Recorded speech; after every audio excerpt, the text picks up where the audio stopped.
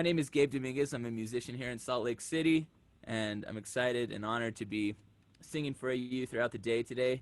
I thought we'd open this with a hymn called "For the Beauty of the Earth." And I didn't have the privilege of growing up Mormon. I grew up Protestant, but I learned this hymn actually from the Unitarians. But I think a lot of branches of the Christian tree sing this hymn, and so if you know it, I think we all pretty much sing it the same way. So if you know it, feel free to sing along with me. And if you do sing along throughout this, make sure you mute your mic, because my experience so far with musicking through the Zoom land is that it sounds like a cacophony of people who sound like we don't know how to clap our hands at the same time. But we all do. We all know we do. So we'll just mute it and trust that we're singing along at the same time.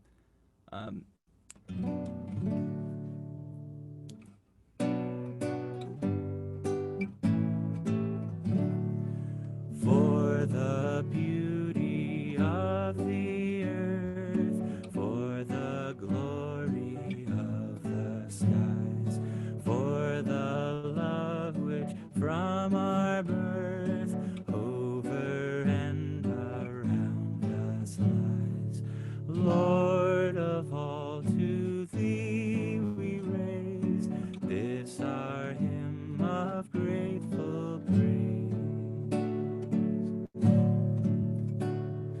For the beauty of each hour of the day and of the night, hill and vale and tree and flower, sun and moon and stars of light, Lord of all, to thee we raise this our hymn of grateful praise. For the beauty, for the joy of family's love, brother, sister, parent, child, friends on earth and friends above, land and sea and creatures wild, this our Lord of all, to thee we raise this our hymn of grateful praise.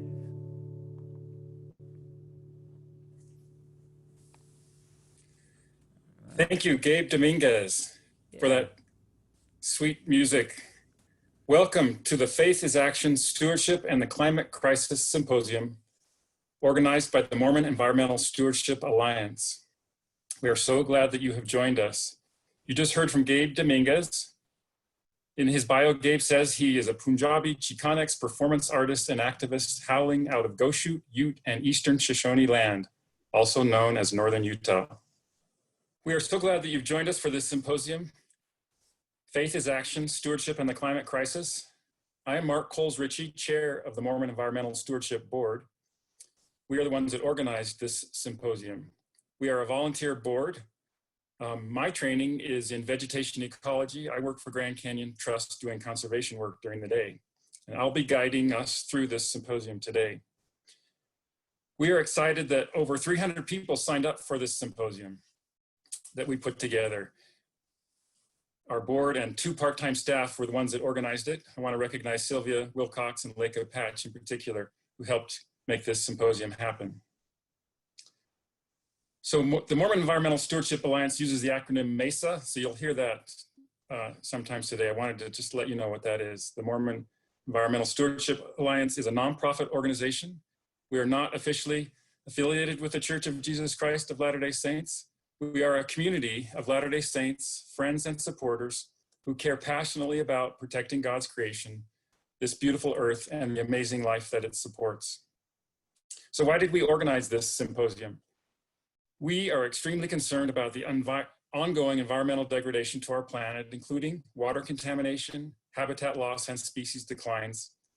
Air pollution is especially problematic in that it causes health problems and also leads to climate change that exacerbates so many environmental challenges, including drought, increased wildfire storms, and sea level rise, among others. We are keenly aware that this climate crisis is hitting marginalized people very hard, and that we have a responsibility to alleviate the suffering of those who have so little. Jesus said, "Verily I say unto you, inasmuch as ye have done it unto one of the least of these my brethren, ye have done it unto me." By alleviating the climate crisis, we do it for the least of these, our brothers and sisters. This symposium is focused on how the teachings of the Church of Jesus Christ of Latter-day Saints guide and inspire our actions. We also invited people of other religions or no formal religion and are happy to have you here with us today. We can accomplish more to address the climate crisis when we work together with people of different beliefs. LDS scripture says, "Yea, all things which come of the earth in the season thereof are made for the benefit and the use of man, both to please the eye and to gladden the heart. Yea, for food and for raiment, for taste and for smell, to strengthen the body and to enliven the soul. And it pleaseth God that he hath given all these things unto man. For unto this end were they made, to be used with judgment, not to excess, neither by extortion." To me, that scripture says that nature is intended to provide beauty and joy and to enliven my soul and your soul. I know that that is the case for me as I experience intense joy when I'm high in the mountains or in the forests, along rivers, and in fascinating deserts. We need these wild places. In organizing this symposium, we sought people who can talk about the causes, impacts, and solutions to this climate crisis through the lens of the teachings of the Church of Jesus Christ of Latter-day Saints. I hope that this symposium does two things for you. Number one, introduces you to members of the church who care deeply about the environment and feel that LDS doctrine compels us to work to address the climate crisis. And number two, I hope it gives you specific ideas and inspiration about how to act to reduce the impacts of climate change in your personal life, your community, and within the institutions you are part of, including the church. The church and its members could be a major force for good in addressing the climate crisis. So before we begin our first plenary session, just a couple of logistical items. Everyone attending is muted except for the invited speakers. So you will be muted during this symposium until 1 p.m. when we will have some breakout sessions where there will be an opportunity for all of us to talk amongst ourselves and with some of the speakers about the symposium topics. We will explain more about that at 1 p.m. As far as questions, we sent an email to those who had signed up soliciting questions for panelists, and we will use those questions at the end of each session. You could also submit a question in the Q&A box, and we will ask those as time permits. Those questions submitted in that Q&A box will not be visible to other attendees to avoid distraction. If you are having technical difficulties, you could also comment in the Q&A box, which will be read by one of our board or staff. So now it's time to begin with our first plenary session. This session will be moderated by Shannon Ellsworth. Shannon is the Community Development Manager for Sunrise Engineering. Shannon works with communities throughout the West as they make environmental land use and infrastructure decisions. Shannon is also on the Provo City Council, and Shannon will introduce the speakers in this first plenary session. Shannon? Thank you, Mark. This is a very exciting Saturday, and we are extremely grateful to Representative Curtis and Representative McAdams for taking time out of their busy schedules to share with us today. So I'll quickly introduce Representative Curtis, and then we will give him about 10 minutes to present to us some of his ideas, and then we'll switch and we will introduce Representative McAdams, and likewise he will present about 10 minutes of his ideas and thoughts on stewardship and climate change, and then we will open it up to a question and answer segment. So Representative Curtis proudly represents Utah's 3rd Congressional District, serving on the House Natural Resources and Foreign Affairs Committees. After being elected to Congress on November 13th, 2017, 4 of the bills he sponsored passed through the House and 3 were signed into law. The POPI Study Act to combat the opioid crisis, the Public-Private Partnership Advisory Council to End Human Trafficking Act, and the Small Business ACE Act. Congressman Curtis cares deeply about hearing the diverse perspectives and feedback from his constituents. He held over 100 town halls in 2018. He has focused on legislation that can fit the needs of all demographics that fall within his district. Prior to coming to Washington, Curtis was the 45th mayor of Provo City, serving 2 terms. Known for his personal approach to city government, Mayor Curtis prioritized his outreach to residents of Provo by utilizing various channels, including his popular blog. Prior to serving as mayor, he was a small business owner in Provo, working with his partners to build their business Action Target, where he led sales and operations strategy. Congressman Curtis and his wife, Sue, have 6 children. Thank you, Representative Curtis. Thank you, Shannon. It's a delight to be with you. Let me first acknowledge my appreciation to also be with Congressman McAdams and enjoy sharing this time with him. Thanks to the organizers of this event. I might just say at the onset, the remarks I share with you today really are a culmination of about 3 years of deep thought on this subject. To be truthful, I'm really a very unlikely speaker at this symposium today. I'm a conservative Republican. My national party doesn't even discuss environment in their platform. My district includes areas that have been dependent on extraction and coal for decades. And it would be fair to wonder why I care about the environment. And I'd like to share that with you today. But before I do, kind of allude to the fact that this question, much like the question of why I even ran for office, is a very, very difficult question to answer. But let me give it my best shot. There's really 2 main reasons. And the first is the earth is God's creation. And I have a reverence for everything created by God. I've had, like all of you, amazing experiences in the outdoors, scouting experiences and with my family and my wife. I don't talk about it a lot, but every time I have an election, the day of the election, I go up Rock Canyon and find peace and solitude up Rock Canyon. I get my inspiration outdoors, and particularly in the mountains. When I need to seek inspiration, that's where I go. That's why I care about the earth. The second reason is it's the right thing to do. I do honestly believe that I and everybody will be accountable to God for how we care for his creation. I remember when I was a young man, this will sound very strange, but it wasn't really socially unacceptable to litter. And you would see people literally drive down the street, roll down their window. They had to physically roll it down and maybe throw out their McDonald's bag right on the freeway. And there was a pretty intense public awareness campaign. Some of you might remember the Native American Indian standing by the side of the road when a car came by and threw out some trash, and it showed a tear coming out of his eye. And we were taught that that was wrong. And I've been taught that taking care of the earth is the right thing to do, and that I have a stewardship with that. Now, what I'd like to spend a few minutes on is what's not on the list. It may surprise you. Notice that I didn't say science was why I care about the earth. Notice I didn't say because I've been shamed into it on the list. And notice that I didn't put on there because it's a crisis. And I want to be careful because I know that's what we're here to talk about today. But to be honest, that's not my motivation. And I think, I don't know, but I suspect if we were to ask all of you, those wouldn't be your reasons either. It's interesting, I've been in DC long enough to know that everything is called a crisis. We're consumed with crisis. Russia is a crisis, COVID's a crisis, China's a crisis, Venezuela is a crisis, justice reform, inequality, Yemen, forest fires, the post office was a crisis, and now the Supreme Court's a crisis.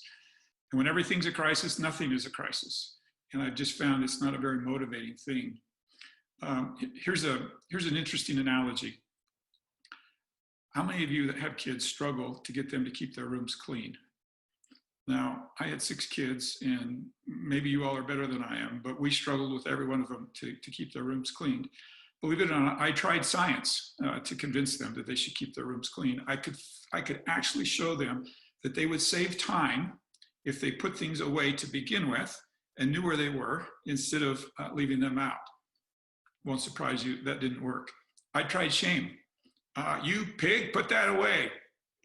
Won't surprise you, that didn't work. I even tried crisis. No one will marry you. And I told them that over and over, and guess what? None of those things worked for them. COVID's a really good example. We've seen this large spike here in Utah County as the BYU students and UVU students have come into town. And science is clear. If they wear their mask and social distance, they won't get COVID, or at least the odds are dramatically reduced. Well, guess what? They're not doing it. It doesn't motivate them. Sometimes I like to compare the earth to our bodies. Both are God's creations. We have stewardship over both. We know that God designed both our bodies and the earth to be amazingly resilient. And we have the ability to regenerate and heal ourselves, just like the earth does. But we also know that we have the ability to exceed that capacity to recover. And it's not harmful to see the effects of poor eating on people, but people still do it. Now think long and hard. What motivates people to take better care of their health? How many people who are shamed into or shocked by a doctor who gives them a diagnosis eventually return to their poor eating habits? Matter of fact, I think if you show me any human behavior pattern, I'll bet that every day patience wins over non-patience, rewards win over mandates, and praise over criticism. I have a fun experience with a mayor of Moab, Mayor Emily Newhouse. She introduced herself the other day as a feminist, progressive, liberal environmentalist. Probably hard to find somebody in my district more diametrically opposed to my fundamental political beliefs.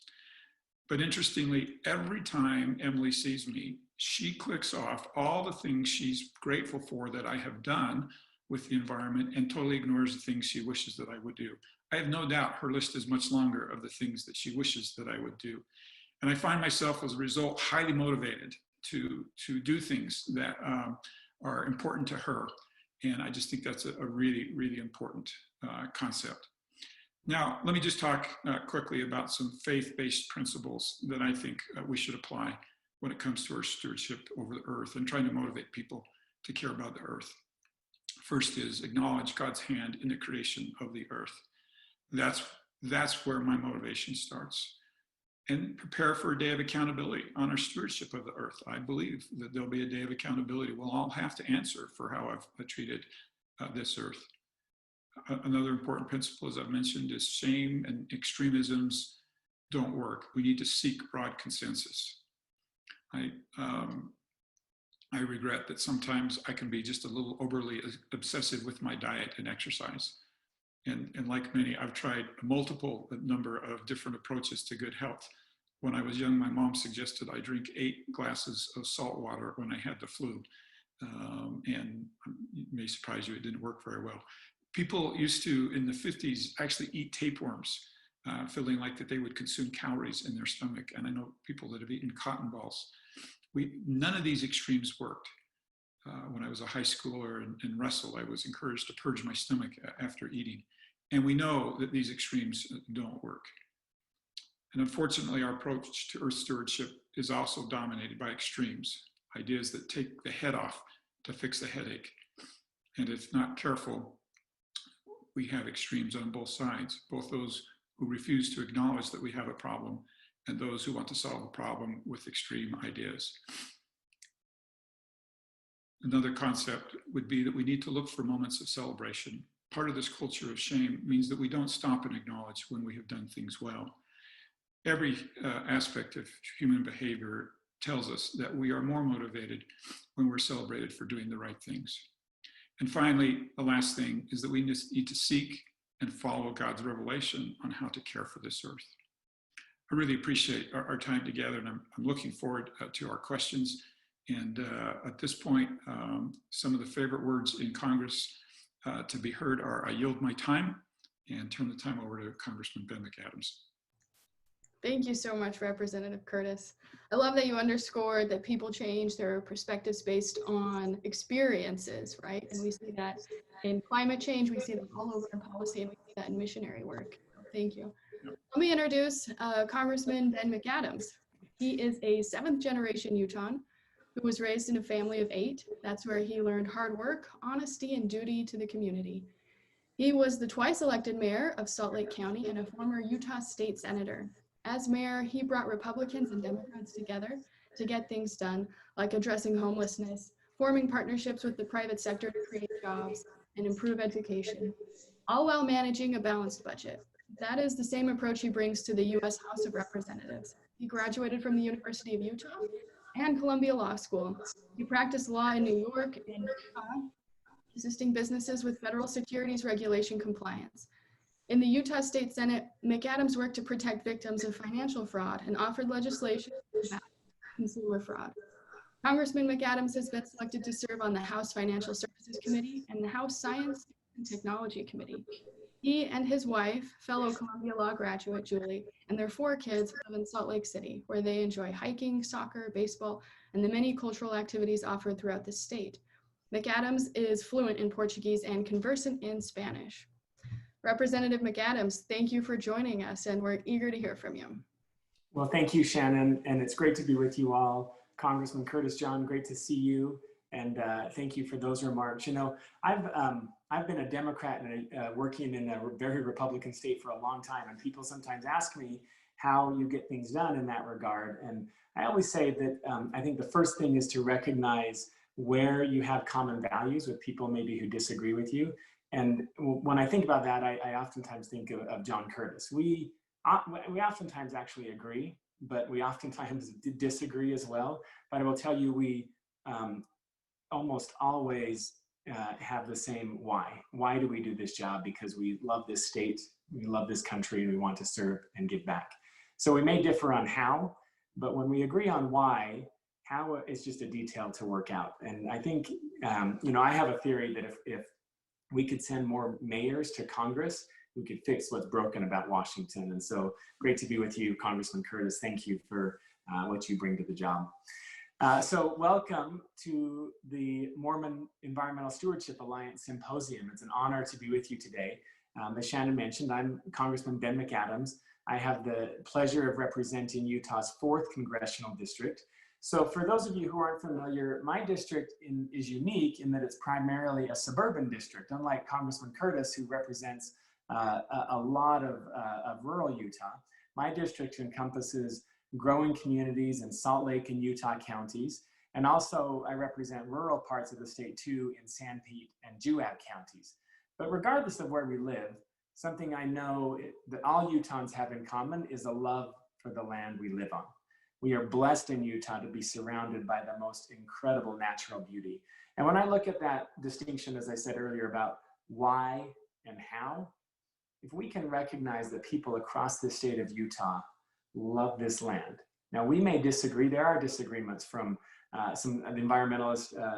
Mayor Curtis described Mayor of Moab, environmentalists in more urban areas, or ranchers in rural areas. How we love the land, there's disagreement, but we love the land. And if we can recognize that there's that common value that brings us together, how we love the land is a detail that we work out. But if we can recognize in each other the dignity and respect of having pure motives for the land, I think that's a starting point for building common ground. So as I was saying, we are blessed to live in Utah, to be surrounded by some of the world's most incredible natural beauty. We in this state have 5 of the nation's premier national parks, actually 6 now, because the Golden Spike was just designated a national park, so we have 6 national parks. We have world-class ski resorts, untamed rivers, and wild rangeland that families have been grazing their cattle on dating back to their pioneer ancestors. Our land provides for us in so many different ways, and we're responsible to care for this place that we call home. Some of us, I think, were lucky enough to be born here. Others moved here when they saw what we have. But one thing is consistent. We all choose to continue to live here, and we all have a responsibility to preserve this land that we use. For me, our natural heritage has always grounded me in the work that I do. I have fond memories growing up along the Wasatch Front, and these Wasatch Mountains were a place for me. How many, you leave Utah, or people come back to Utah, and one thing that people always say is they miss the mountains. In fact, it's so hard to know sometimes when you've moved away from Utah which direction's north, because we just know those mountains on the east, or depending on where you live, but along the Wasatch Front, the mountains to the east help you know which direction's north and which direction's south. I think those mountains have also, so as they're a compass for us as we're navigating around the valley, I also found them to be a compass in my life. I found solace in those mountains. I have fond memories of going to those mountains with my siblings and my family as a scout, camping in these mountains and hiking.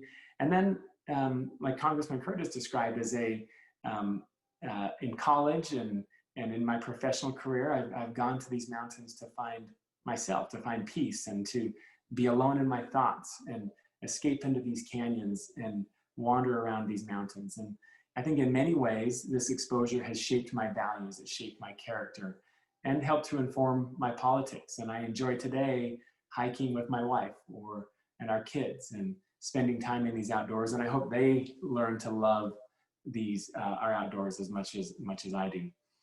My faith and knowledge that this earth is a gift to us from heavenly parents instills in me a deep sense of responsibility to care for the place where I grew up. I want to make sure that the Central Wasatch and all the rivers, the mountains, the desert landscapes, the canyons are still well preserved for my children to explore and to find their own adventures. The management and stewardship decisions that we make now are going to determine the future of our environment, whether it's supporting wildlife, but also supporting our way of life. So much of the water that we drink, that sustains life in this state of Utah, depends upon our mountains and how we take care of them. And I think we have an imperative to act now for climate change and environmental stewardship if we want our kids and our grandkids to continue our traditions of communing in nature and to live in a clean and healthy environment. And, I was asked to talk a little bit about climate change and why climate change is important to me, and it is. I often find as a public servant, when I'm talking to my constituents about climate change, the most powerful and compelling reason to care are the ones that are immediate and local. And so thinking about our water and thinking about our air quality and thinking about the natural places that we love and cherish as Utahns, I think is the first and most immediate reason why we care about this earth. I've also been in Utah politics long enough to know that we have some opinions around land management, around environmental stewardship, and around climate change. We've had decades of sometimes very contentious and sometimes very divisive conversations about how this land and our environment should be managed and how we should conserve it. And I know we all approach those conversations passionately, but the fact that we have a passion for stewardship of our land is an incredibly good thing. Coming back to the why, if we can take a step back from our passionate disagreements about how we are stewards of the land and recognize that why we're all stewards of the land because it is a source of our livelihood, whether it's tourism or ranching or other. It's a life-sustaining, and recognize that value that's common among all of us. I think that's a starting point. It means we care deeply about this place that we call home and how it's treated and how we preserve it for future generations. For my entire career as a public servant, I've tried to create collaborative and balanced approaches to public policy. I appreciate Congressman Curtis's words also around how to do that and how to inspire people to stay at the table as we discuss how we employ our duty, I think I would say our God-given duty as stewards of this earth. Balanced approaches to public policy. And in Congress, I've continued this, making sure that every bill I introduce has two things that are important to me, whether it's environmental legislation or any other piece of legislation. One, the question that I ask myself is it good for Utah? And two, I always make sure that it's bipartisan. I'm currently serving where in a House where Democrats have the majority. But so it's sometimes easy to pass through a bill through the House on Democratic only votes. That's not a wise way to do things if you want to build consensus with a Senate and with a president, and if you want to get something done. And so I believe that a starting point for any piece of legislation, environmental or otherwise, must be bipartisan. When it comes to environmental stewardship and creating policy for us to address climate change, we all start from a place of wanting solutions that lead building a healthy and sustainable environment. In Congress, I actually, this week, 2 of my healthy environment bills passed in the House. The first bill was one that supports solar energy research and development and deployment of solar energy within the Department of Education. Utah is a national leader when it comes to innovative solar technology and development. And we are projected to produce over 1,000 megawatts of solar energy in the next 5 years. This legislation that I passed helps to boost our already growing solar energy industry, further promoting clean energy as a resource and learning to live sustainably within our environment. It also, this legislation creates clean energy jobs, where in Utah, there are already thousands employed in that very sector. The second bill that I passed tackles Utah's air quality problem. We're all too familiar with this issue. We know what it's like to live with bad air. And my bill combats ozone pollution that's so bad in the summer months and learning to tackle our air quality challenges. You know, there's no single solution to our air quality problems as we've learned here in Utah, and there's no single solution to addressing climate change. But I firmly believe that we must take on this issue from several sides to develop meaningful solutions as we seek to move forward. You know, being a father, just in conclusion, let me say that being a father has furthered my passion for this issue by making thoughtful decisions today about how we care for national parks and natural spaces. And I know that we're caring for a planet that we will leave to our children and to our grandchildren. And it's important to me to see that, to see compromise and collaboration as virtues and action on our beliefs as a pillar of our faith. It's important to preserve our natural landscape and to work together so the next generation can look to us as examples instead of cautionary tales about how we cared for the earth. And I believe that as members of the Church of Jesus Christ of Latter-day Saints, our faith tells us that we need to care for the earth that sustains life and offers beauty and refuge from our busy lives. Just in conclusion, we're blessed to live in Utah with all the natural world has to offer. I know this work always comes with a lot of passion from across the political spectrum, but when we're sitting down and willing to work together to find solutions, I think we're on the right track. The need for stewardship and action on the climate crisis is now, and we have a responsibility to our heritage and to our children to make the right choices for the future. So thank you, and let me just turn it back to Shannon. I know that we've got some questions. I want to make sure we leave time for those questions as well. Thank you so much, Representative McAdams. That was excellent. We did receive some questions from earlier in the week, and we received one this morning. So if you do have more questions, please enter them in the Q&A box. The first question that we can start with is, how can we work in a bipartisan manner for environmental stewardship generally and climate change specifically? And you're both phenomenal at bipartisan work, so tell us what you do. I'll jump in because I think Ben did a really good job of outlining in his remarks some of his efforts. And Ben makes a really good point. Right now, if you really want to pass serious legislation, if you're really serious about it, you've got to find people on both sides of the aisle to support your legislation. And there's a lot of legislation that's introduced in Congress that people just kind of smile and it feels good, but there's no chance of it ever passing. So let me just echo Ben's point of working across the aisle, finding those areas of common ground. And in reality, there are so many of them, and finding those and then pushing legislation forward.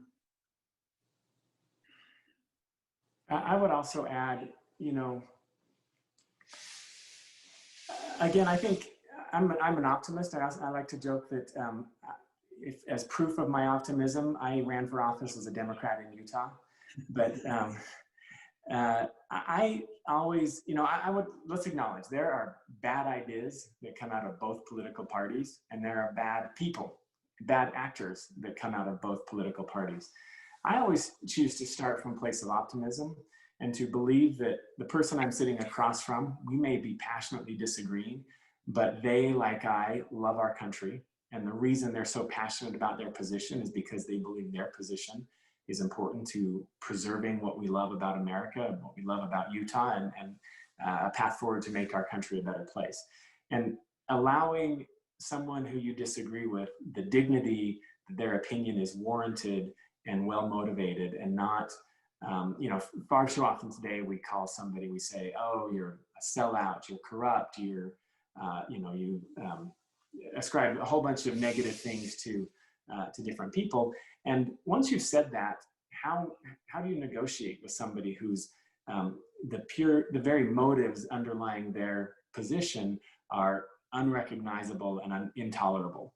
There's really no place to go from there. But if you can recognize that the person who may disagree with you is well motivated, and maybe if I can understand their position better, I might, and see it from their side, I might agree with them, and they might also agree with me. That's the starting point for conversation. And I think that's true for environmental discussions, but it's also true for any type of legislation we're trying to get done. So right now, I think at the root of that is knowing people who you serve with and having respect for them. And far too often today, I think public servants only talk to each other on a split screen on a cable TV show. And that's not the greatest place for building respect or common understanding. So I think we need to start with expecting, whether you're in public service or whether you're coworkers in the office place, start with respect and respecting the dignity of somebody who disagrees with you, and then have those conversations. Don't pull back because they disagree, but continue to have those conversations and try to understand what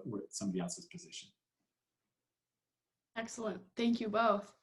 So another question that I'll just shorten that came in this morning is, how can we encourage our church or civic leaders to take action as citizens? What do you think? So I hear a lot of times that people wish the church would make a statement. And sometimes what we want is right in front of us. And if you go to the church's website, there's an amazing statement about being stewards over the earth. And I think, kind of like I alluded to in my remarks, this is much like every other gospel principle. If we want somebody to stop smoking or stop using alcohol, what principles would we use? I would ask all of us, including myself, are we really using the principles of prayer and fasting as we try to change hearts? How often are we just reverting to man's way as we try to change hearts? And I really think the gospel is rich with ideas in how to persuade people to be better stewards. There's a famous quote, I'm forgetting who said it now, but that, people oftentimes try to claim that God's on my side. And more importantly, we should be asking, am I on God's side? Now, we had some social media posts on my page this week, and I always should preface this by saying, never read the comments, right? And then follow that up by telling people about the comments that I read. But we had a post about some of these bills that I was pushing this week, and somebody said that as a member of the church, I just need to trust that God has a plan, that we don't need to care for the environment, that God has a plan for this earth and he will fix everything. And I don't mean to say God's on my side, because I do think there's reasonable room for people to disagree. I think my legislation was good, but there are well-intended, well-motivated people have reasons to oppose my legislation, and it doesn't mean they don't care about the earth. But this person said that we don't need to worry about the earth. And I think of some of the principles that motivate us as members of the church. Do we say the word of wisdom doesn't matter because the day will come that we will be resurrected and our bodies will be made whole? I think we're taught to believe, to take responsibility for our actions today. We believe that we will be redeemed, and we believe in an atonement, but it's after all that we do. Our efforts matter, and God expects us to use our best efforts to care for those things in our stewardship, whether it's a family, or whether it's your own health, or whether it's the earth and the time that we are entrusted to be stewards of this earth. We are expected to be stewards of it, not to say it's just somebody else's responsibility and God will take care of it. And so, I think that, there's reasons to agree or disagree with my legislation, but I think the underlying principle, the why, is we should be good stewards of this earth. We can disagree about how, but I don't agree that this is a responsibility we can take off of our shoulders. We have a responsibility as stewards of the earth to care for this place that's been entrusted to us. Thank you. That's wonderful. We have another question that's come through the chat this morning. It says, how can we let the truth, as clarified by the scientific community, guide our earth stewardship? I'm not sure you really want me to answer this one. I just think people need to let science go. Why do you demand that I believe your science for me to be motivated to take care of the earth? And we try over and over and over again to motivate people with science. Science doesn't have to be the reason I care about the earth. As a matter of fact, it's not. And I'll bet it's not for most of you. I'll bet you care about the earth and then you use science to validate why you care about the earth. Well, I don't think science makes anybody care about the earth. I think this is one of the major flaws that we make in this dialogue. Republicans are terrible at this because many of them are afraid to say the earth's changing and man has influenced it. They don't get a seat at the table and they miss a tremendous opportunity. I've said a long time ago, the climate's changing and man's influencing it, right? But why do you insist that that's my motivation for taking care of the earth? So I really wish we could understand that rarely motivates somebody. And what motivates somebody is generally more emotions. People don't join the church because of science. Imagine if we put that bar up, that you can't join the church unless the science motivates you. So I'm not sure that was really the intent of his question, but I really just want to push back on this concept. And I feel like too often it's a litmus test. This whole science thing is a litmus test. And if you fail a litmus test, you can't join the I Care About the Earth Club. And it really should have nothing to do with that. It should be, do you care about the earth? Sorry. Ben, bring us back. Well, I'm gonna agree and also disagree. I would say, first of all, science, like religion, is a search for better knowledge. And we have to recognize that if science is a search for knowledge, we also recognize that implicit in that is we don't have a perfect knowledge. And so science is always learning and always developing, and we want more information. And that's what the scientific process is all about. You know, I have, so I kind of glossed over it, but this legislation that I passed relating to air quality, I'm on the science committee. And so I said, let me, before I get there, I'm going to agree and then disagree with Congressman Curtis. I agree. Science is not, we're in politics. Science is not a powerful motivator for people. So it's not the best why. The why is my kids and preserving places that are special to me. It's the emotion that is powerful. Science is maybe a better why. Those emotional reasons are a better why for why I care about the environment. Now, I'm not negating science, because some of what science tells us, even as our knowledge is imperfect, some of what science tells us is on the horizon is scary and can be motivating. But I do believe, like Congressman Curtis, that emotional reasons and what I care about for me and my family and memories and heritage, that is a more powerful motivator for human beings than dry, boring science out of a book. So I agree in that regard. I'm on the science committee though. So let me tell you, I was gonna just say about my legislation. I think science is powerful about how we care about the earth. Maybe it's not the most powerful motivator for why, but I think it is important in the how. So, you know, we all know Utah has air quality problems. One of the issues that, we've made some progress in recent years. We've got a long way to go, but we've actually, the science will tell us we've made some progress in cleaning our air. One of the areas though where our air has gotten worse is our summertime pollution. So when we think of air quality, we think of those wintertime inversions. In the summer, we actually have seen spikes in air quality and its ozone pollution. So ozone, you're not going to often see a big cloud of haze on the horizon, but it's there. Ozone is naturally occurring. It's not, but we've seen it spike. And so the question is, as we've been doing a better job of reducing pollution, why are we seeing ozone increases? So science would tell us, so ozone is naturally occurring. It actually, sunlight makes ozone. So why is it spiking? Well, probably we're guessing, you know, the scientific guess would be warmer days, longer, hotter days, more hot days is going to create more ozone. Forest fires create ozone. And then we know that actually a lot of the ozone that's coming and getting trapped in inversions along the Wasatch Front is coming from Asia. So ozone can be deadly in the doses that we're seeing during the summer. There are deaths that are attributed to these spikes in ozone.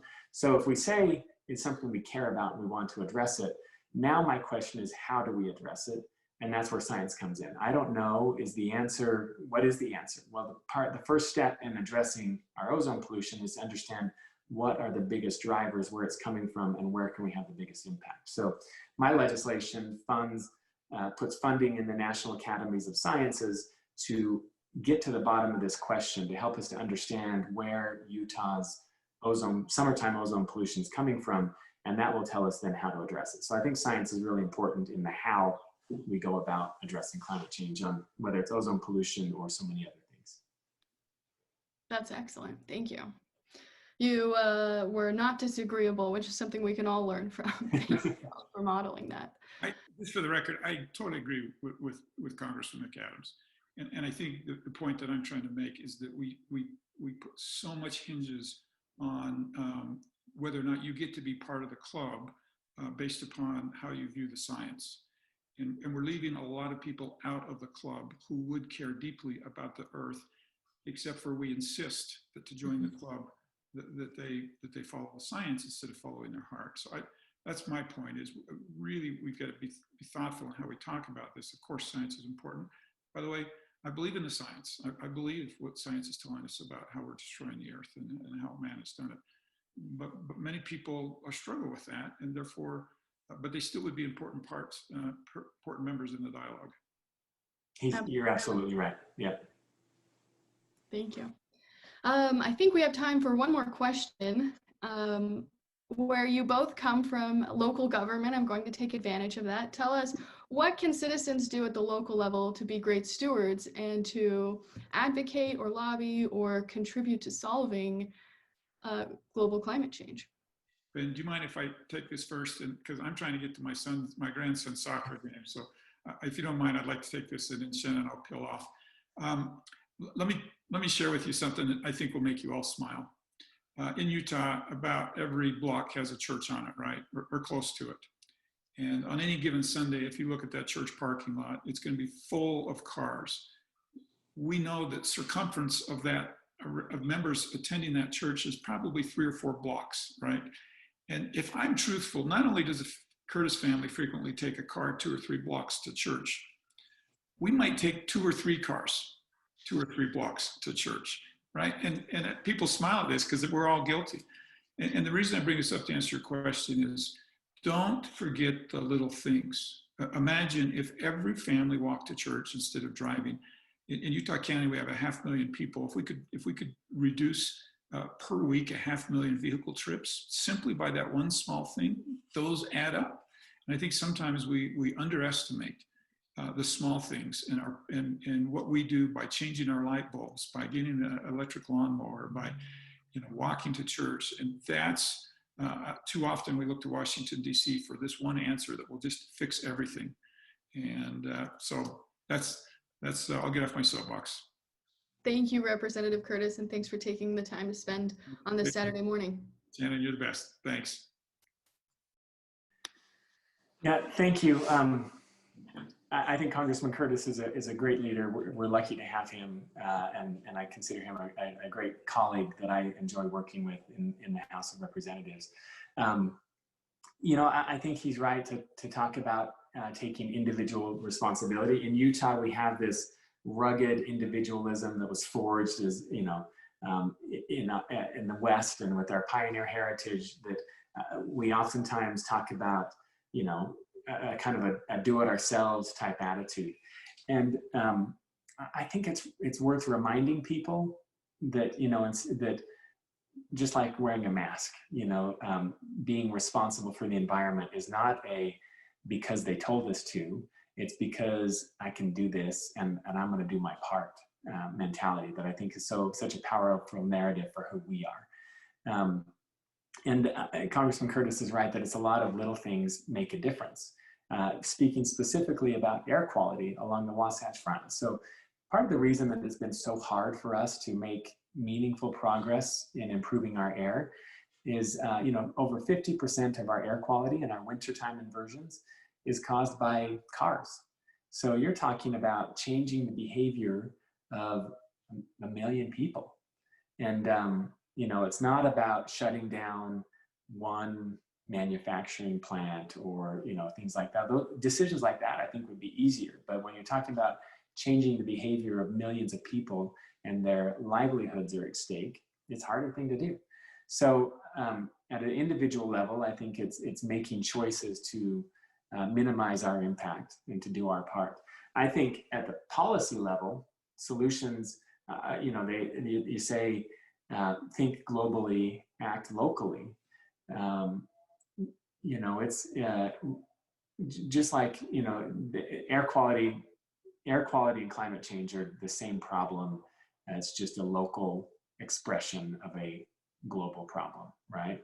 So if we're going to address our air quality, it requires things at the federal level. I think what the federal government has done and now undone, without getting too much into the partisan politics of that, under the previous administration, under the Obama administration, there was a regulation imposed by the Environmental Protection Agency to make all cars more fuel efficient. So more fuel efficient cars, not only great for our pocketbook, we spend less on gas because we get more miles per gallon, but it also means less pollution per mile. So as the Wasatch Front is growing so fast and we are adding more cars to the road every day, if we can make those cars less polluting, we're gonna, you know, part of the reason, you know, we've reduced pollution and seen our air quality get the same or worse over time. It's because as we become cleaner, there are also more of us.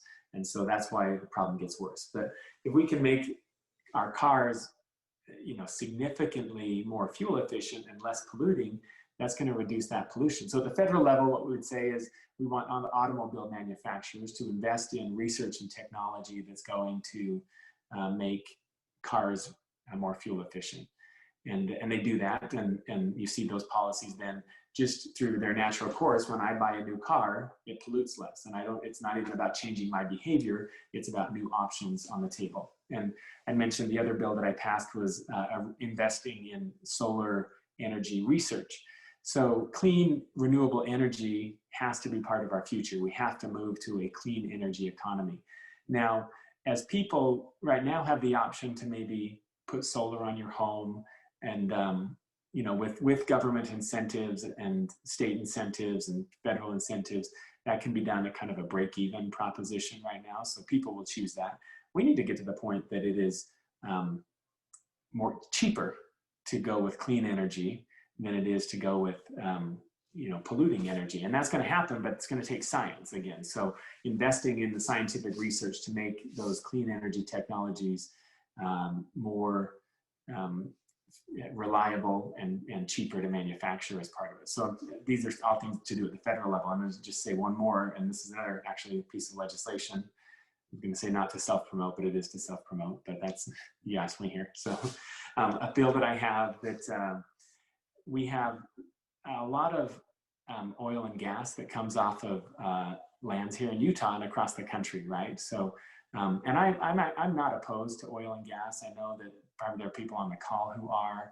I do believe that we will, over time, transition to a clean energy economy where clean, renewable energy is cheaper and better than carbon-based energy, but we're not there yet. And so, but one of the things that I think is important is that we don't subsidize, if we want to transition there and we know that we're going to get there eventually, let's not subsidize the carbon-based energy. So I have a piece of legislation that would update lease revenue. So the federal government leases land for extraction of natural gas. Those have not been adjusted. Those leases have not been adjusted for inflation in over 100 years. So imagine if you were living in an apartment and your landlord hasn't changed rent in 100 years. That'd be a sweetheart deal for an apartment. And that's what's happening with oil and gas is these leases on oil and gas have not been updated. And so you can lease this land from the federal government for prices that are over 100 years old. So my legislation would bring it up to roughly match what the state of Utah is charging. The state of Utah leases Utah owned lands for oil and gas extraction. And the federal government should at least charge what the other states are charging. So we would update that to just say, let's stop the subsidy. And that would actually have the effect of also making the taxpayers whole. I think it's the taxpayers right now who are losing out by not charging a fair value for lease on those lands. So let's not subsidize carbon-based energy. Let's provide incentives for people to, for markets to develop around clean and renewable energy. And then over time, I think that transition will happen. So at the federal level, it's providing choices and making those choices less expensive and more reliable so that people can choose that without taking, if we're requiring people to make enormous sacrifices to choose clean and renewable energy, some people are going to do that, but it's never going to happen at a scale that you're going to see it have a measurable impact on climate change. So federal level, I think policies like that. At the state level is similar. We can incentivize transitions to clean, renewable energy. I think fortunately in Utah, we can do that in a way that actually will grow jobs and grow our economy, because we do have a strong solar energy sector here. And we are a place where we have capacity to have more jobs. So it's actually, I think, would be good for our economy to move in that direction as well. And then the state of Utah also has regulations on some of the gas production refineries here to produce tier 3 fuels that will also reduce pollution and carbon emissions.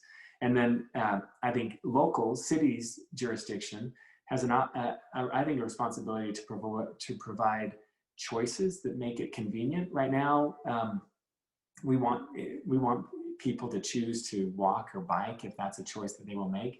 And yet, it's far too often we design cities that are completely hostile to walking and hostile to biking. And so let's think about how we design our cities. People want to make this choice. There are people who don't, and I think we need to provide choices for people who want to live in a car-oriented suburban community. That's okay. But we can also have choices for people who want to live in a walkable community, transit, where transit's accessible, where biking's accessible, and and can make that choice as well. So allowing choices that are less environmentally impactful is what happens at the local level.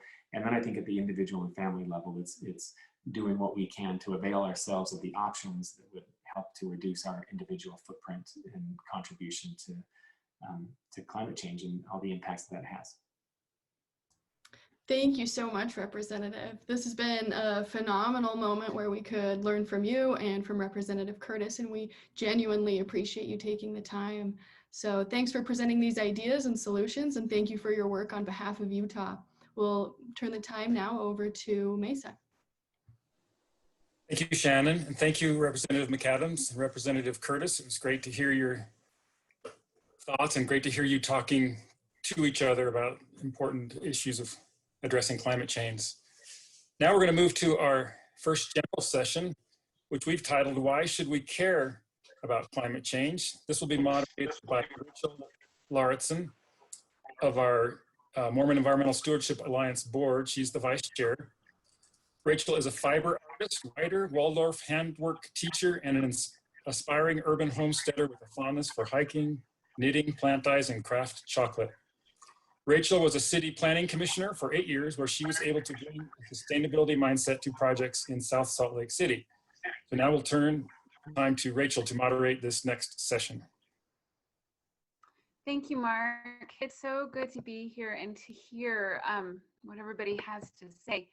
I'm really excited about this next panel where we are talking about why should we care about climate change, and specifically what Latter-day Saint doctrines motivate us to work on this issue in order to reduce the climate impacts that we're seeing today.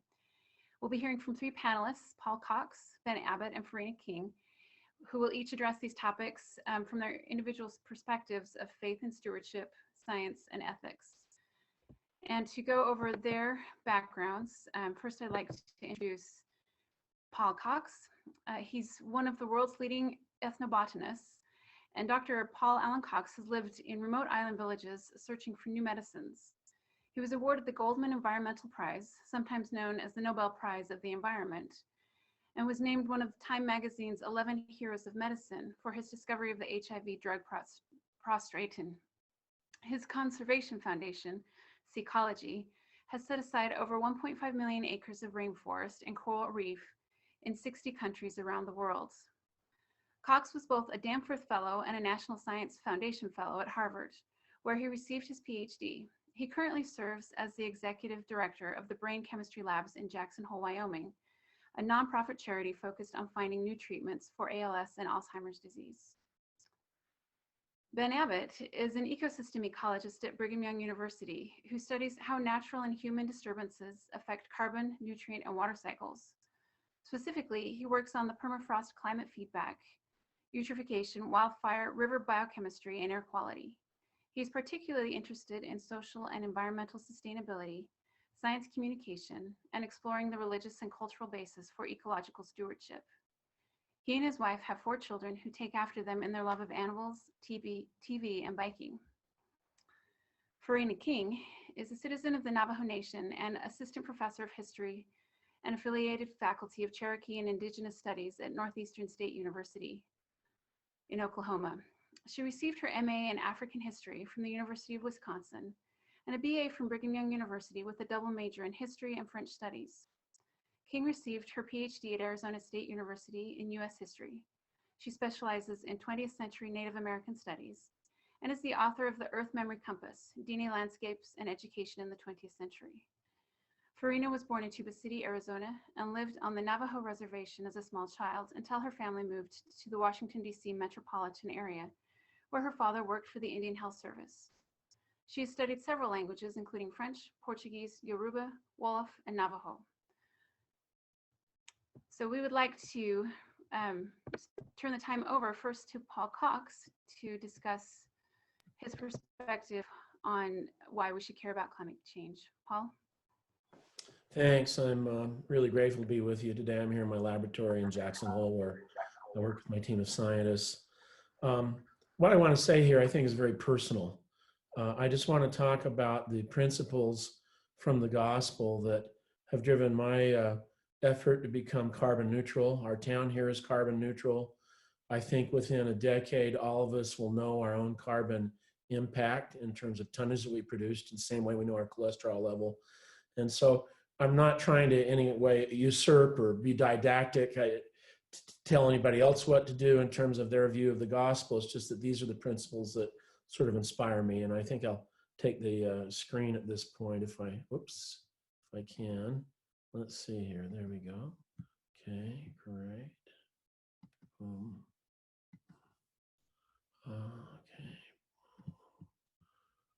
Okay, so I'm here on the edge of Grand Teton National Park. My father was a ranger here. My mother was a fisheries biologist. My grandfather helped start this park.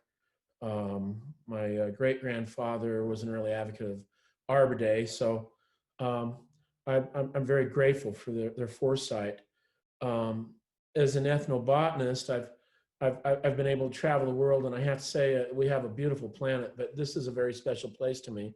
One thing I've been doing recently is to look at the photographs up in Yellowstone National Park of this little Sept monkey flower, commonly known as Mimulus guttatus. There's been over 1,000 papers written on it because it's sort of a model organism. But what I like to see about these things is they grow right next to the geysers at Yellowstone. And so I've been trying to make a photo log of the little mimulus that are right on the edge of disaster. Here's one, for example, that just a few centimeters away, there's a steam vent coming up, and they're right on the edge. And I feel in some ways that we're like these little mimulus monkey flowers, because we're right on the edge of serious trouble in terms of climate change. And yet we have such a beautiful culture, and we do so many wonderful things as people. Maybe the pandemic is a way of asking us to take a time out, just think about what we're doing here. And so I sort of want to compare ourselves to these beautiful little monkey flowers.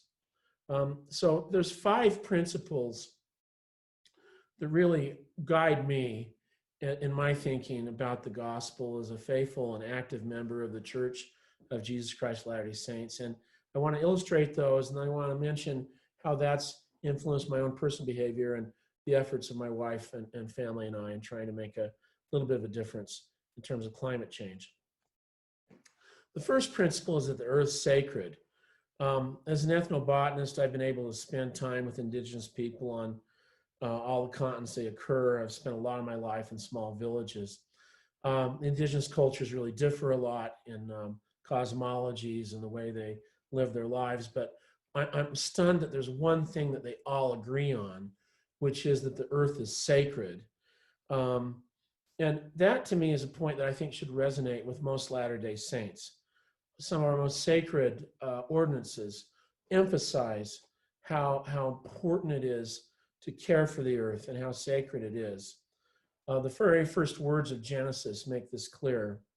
It says that in Genesis 1:1, God created the heavens and the earth. A few verses later, we learn that he created great whales and that the waters brought forth abundantly after their kind. And everything that God saw was good. And God saw everything that he had made, and behold, it was very good. So there should be no question, I think, for Latter-day Saints, that we exist on a planet that, as my indigenous friends and colleagues teach me, is sacred. This entire planet was made by the hand of God. Secondly, we're taught that the earth has a spirit. And this is something I think that really distinguishes our faith from many other Christian faiths, but links us again with indigenous people. And a lot of this is found in the Pearl of Great Price.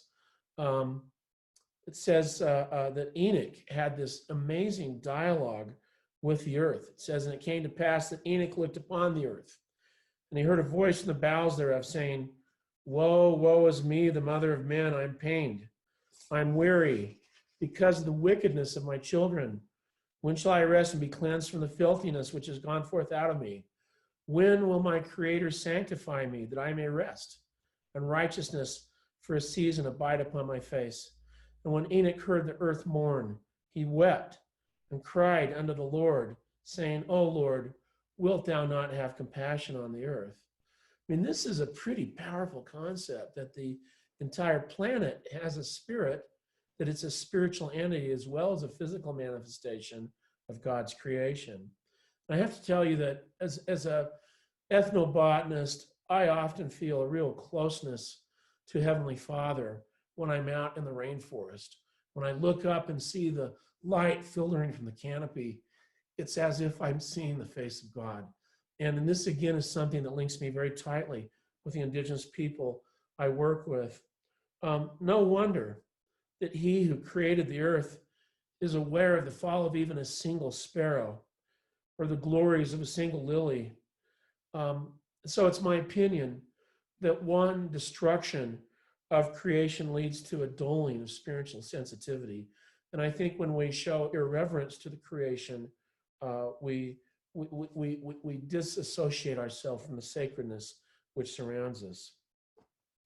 The third principle I'd like to talk about is that plants and animals have spirits. Again, this is a very unique part of our theology.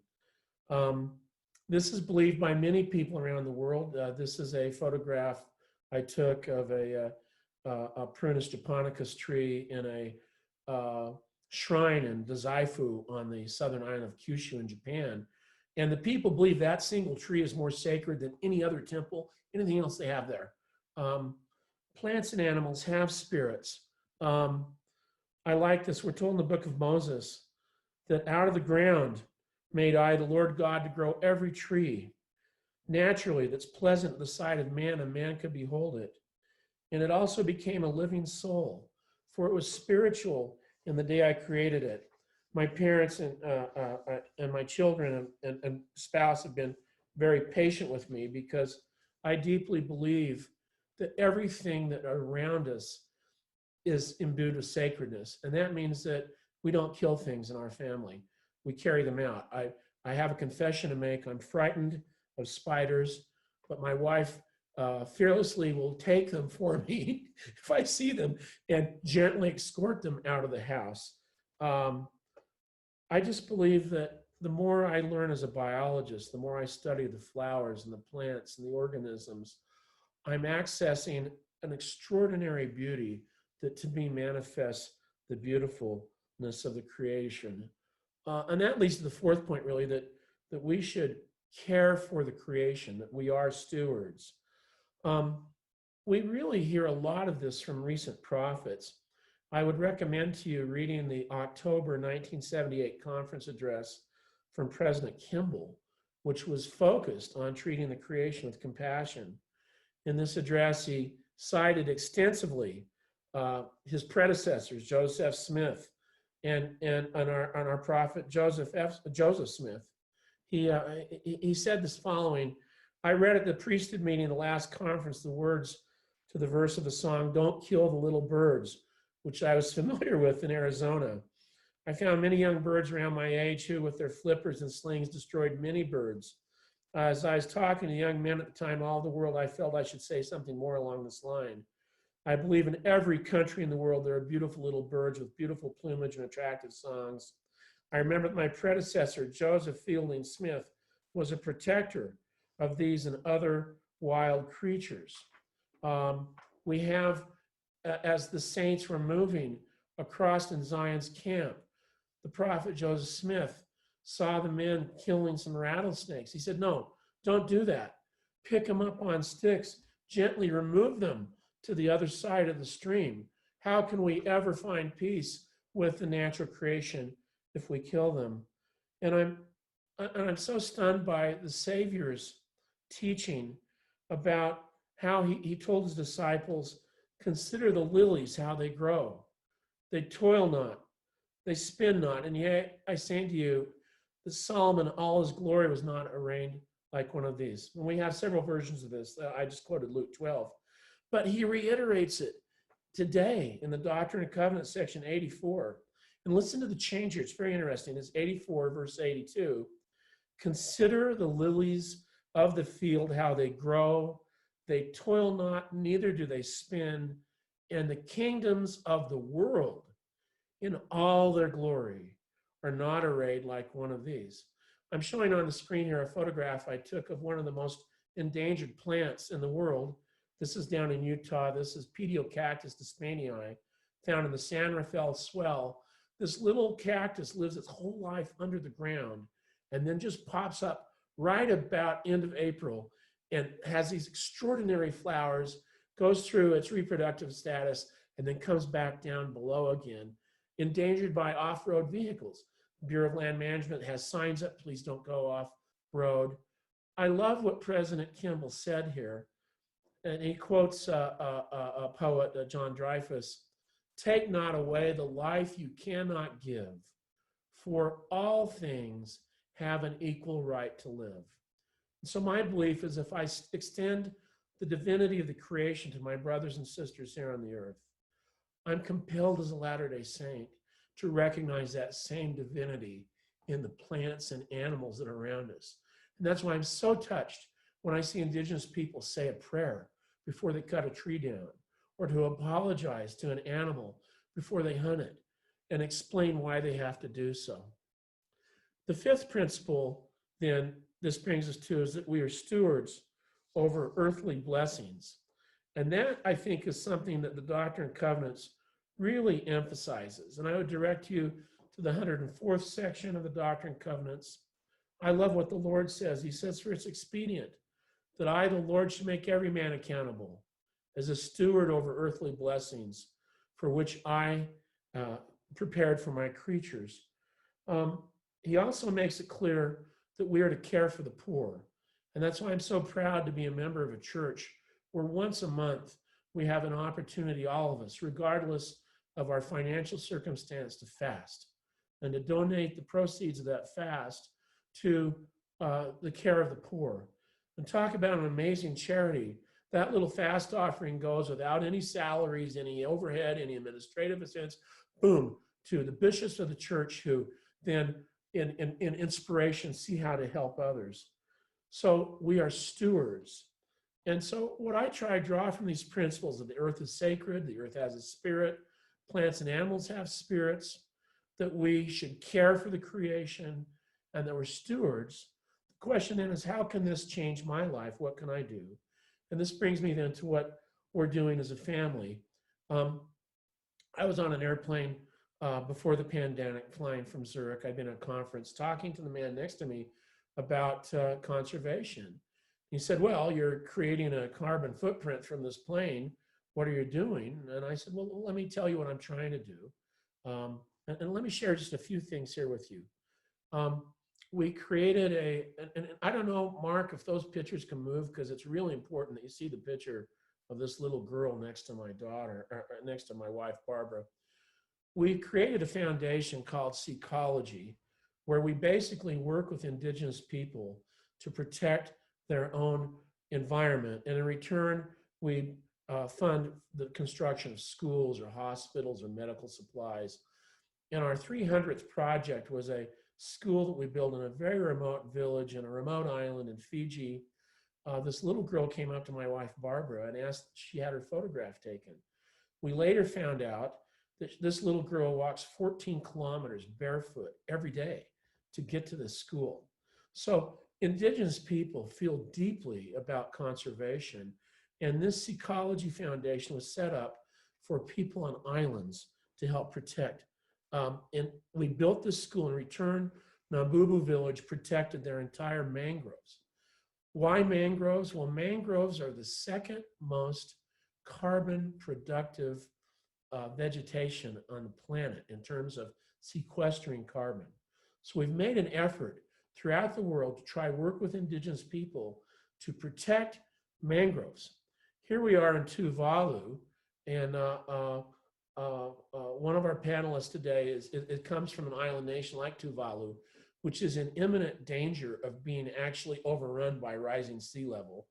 So here in Tuvalu, we worked with Women's Collective to build a women's handicraft center in return for them planting mangroves on the beach. And every single mangrove or any tree that you plant immediately begins sequestering carbon out of the atmosphere, and so really helps fight carbon climate change. Our biggest project to date was in the island of Sri Lanka. We had built a mangrove preserve there in return for building a women's collective. In their culture, sometimes women are dispossessed and they go hang out in the mangroves because they're sort of considered wastelands, at least they were. We built nice boardwalks, tour things, and built a nice collective for the women to sell handicrafts. The president of Sri Lanka saw this and he called us up and said, could you do this for the whole country? I mean, the process was very expensive. We made a deal that if they would protect all of their mangroves in the entire country, that we would provide microloans for 12,000 impoverished coastal women to make their own little businesses. I mean, one woman bought a sewing machine, another woman started doing shave ice. We give them 2 weeks of business training, put the funds into a bank account. It cost us $3.5 million. I wasn't sure where we were going to get the funds from, but when you're on the right path, the God always provides. And so as a result, Sri Lanka became head of the Commonwealth Global Carbon Initiative. We won the United Nations Climate Action Award. And we've built 3 nurseries throughout Sri Lanka in different parts of the country, each with 500,000 seedlings of mangroves that we're planting. And then in Kenya, again, indigenous people don't need encouragement to conserve. They want to. It's in their culture. It's deep. What they need are help in confronting the challenge of modernity. So on Karapui Island in Kenya, in coastal Kenya, we made a deal with the local people there that we would build them needed water cisterns, because in dry season they don't have good water. We built some nice cisterns and community center. In return, they replanted 900 acres of mangroves. Now, I said that mangroves are the second most proficient carbon sequestration in the world. The most proficient are seagrasses. I'm really pleased to announce that we now have 4 projects in protecting seagrasses and seagrass vegetation around the world.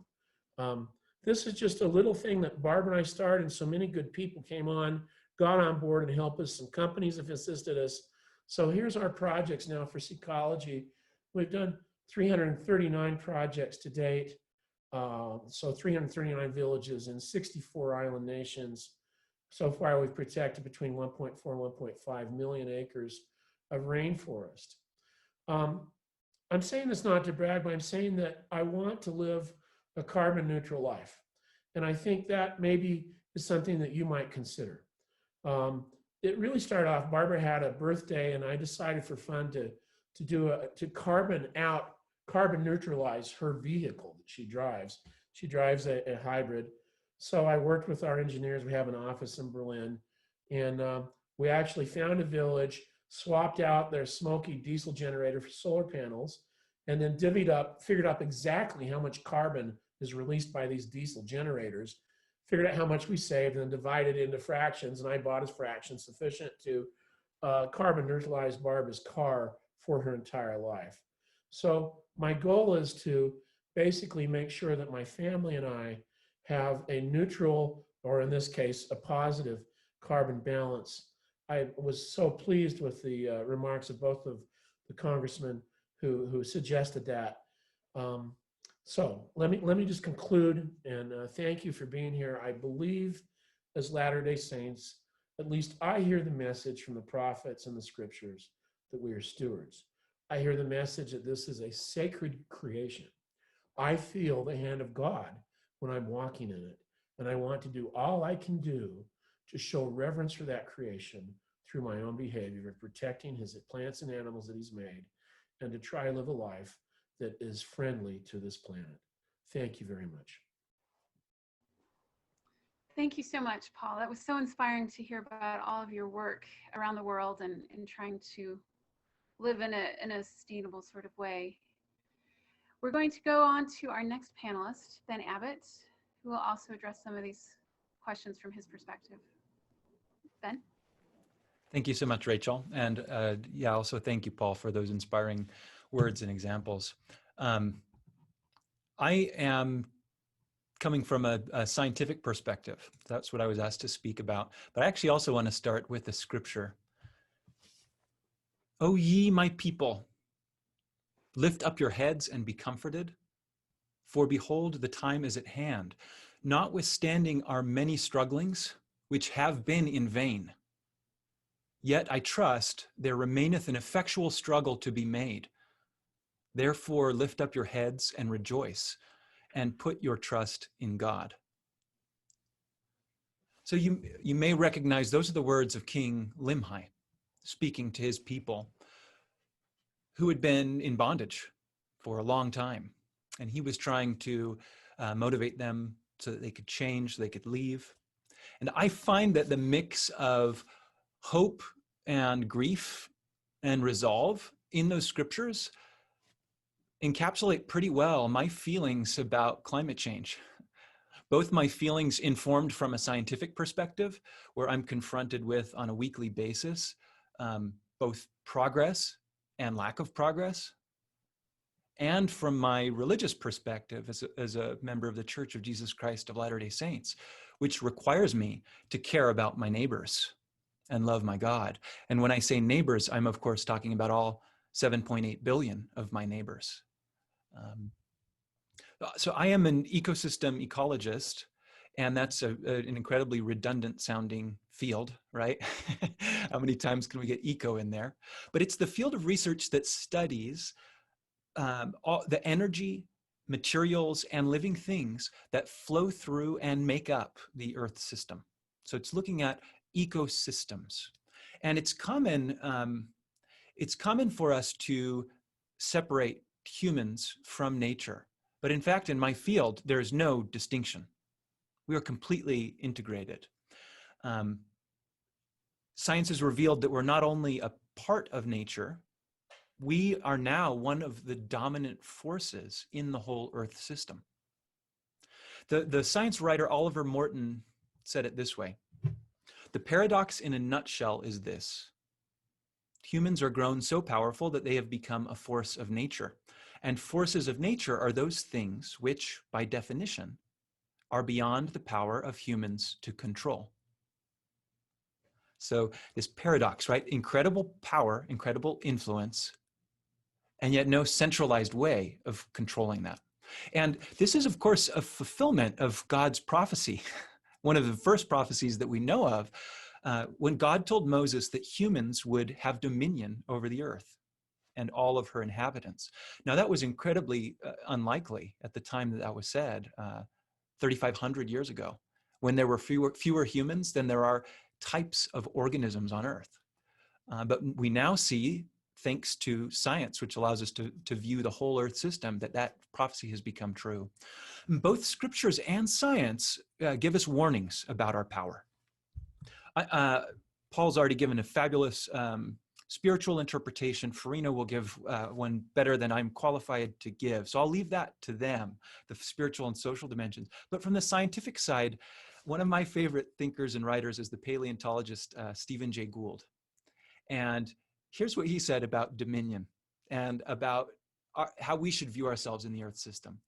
He says, look in the mirror and don't be tempted to equate transient domination with either intrinsic superiority or prospects for extended survival.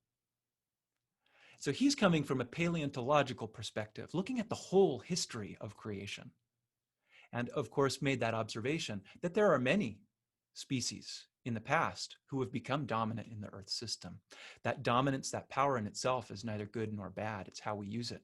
And we are uniquely situated, not only because of science, but also because of our social and cultural understanding to use that power for good. So let's move beyond general principles and ask, how are we doing in our dominion of the earth? Well, whoever it was that said it was the worst of times, it was the best of times, it was the worst of times. I'm convinced that they were talking about 2020. I think that was Tobey Maguire, right, who said that.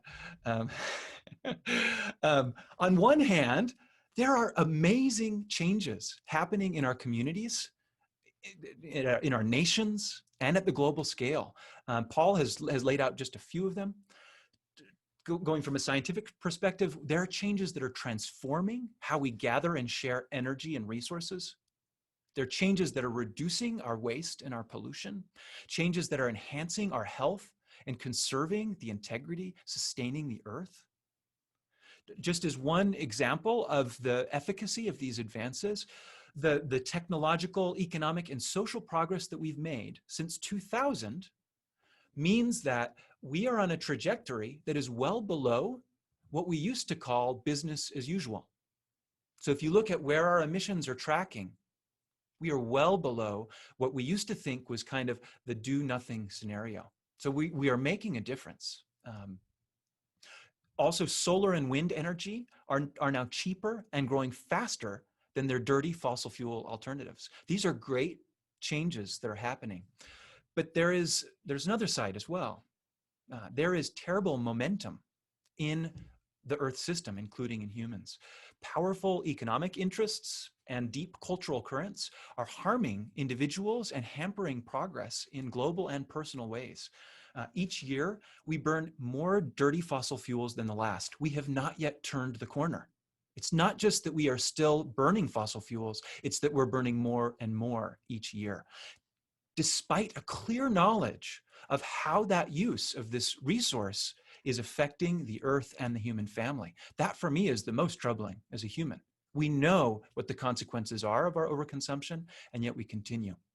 This is a really sobering fact. The fossil fuel-powered machines that we have already made, the existing vehicles, furnaces, power plants, if we do not retire them early, they will take us beyond our 2 degrees of warming target.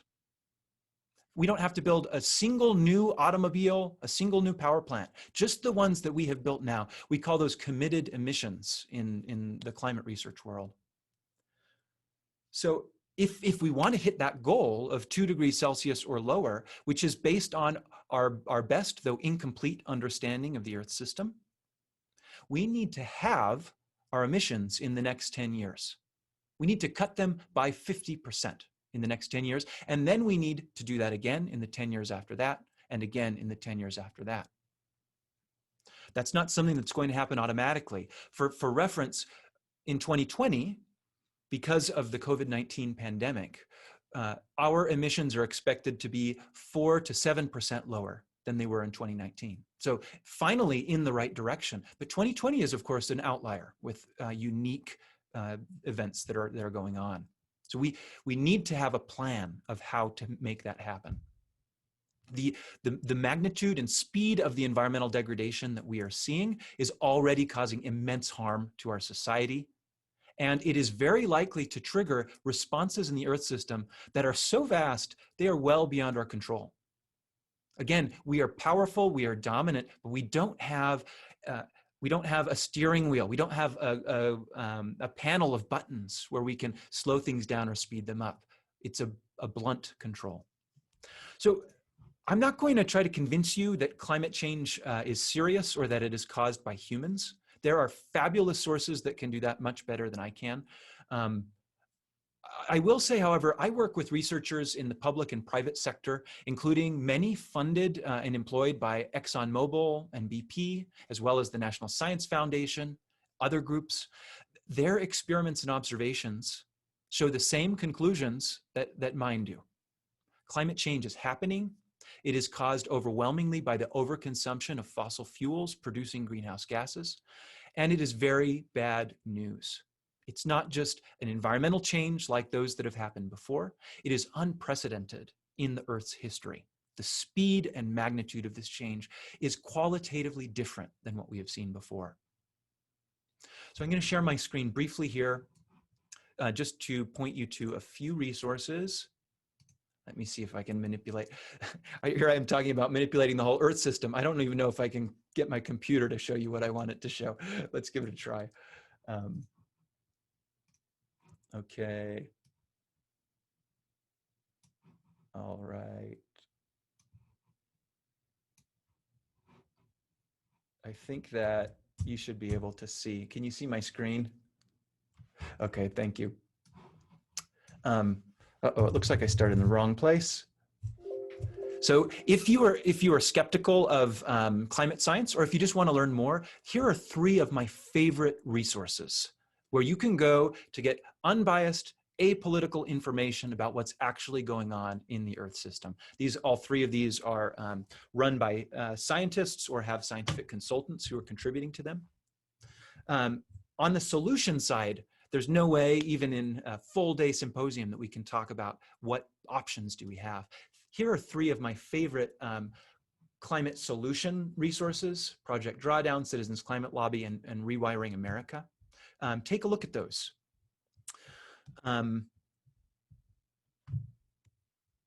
If we want to know how to solve this problem, we need to know what's causing it.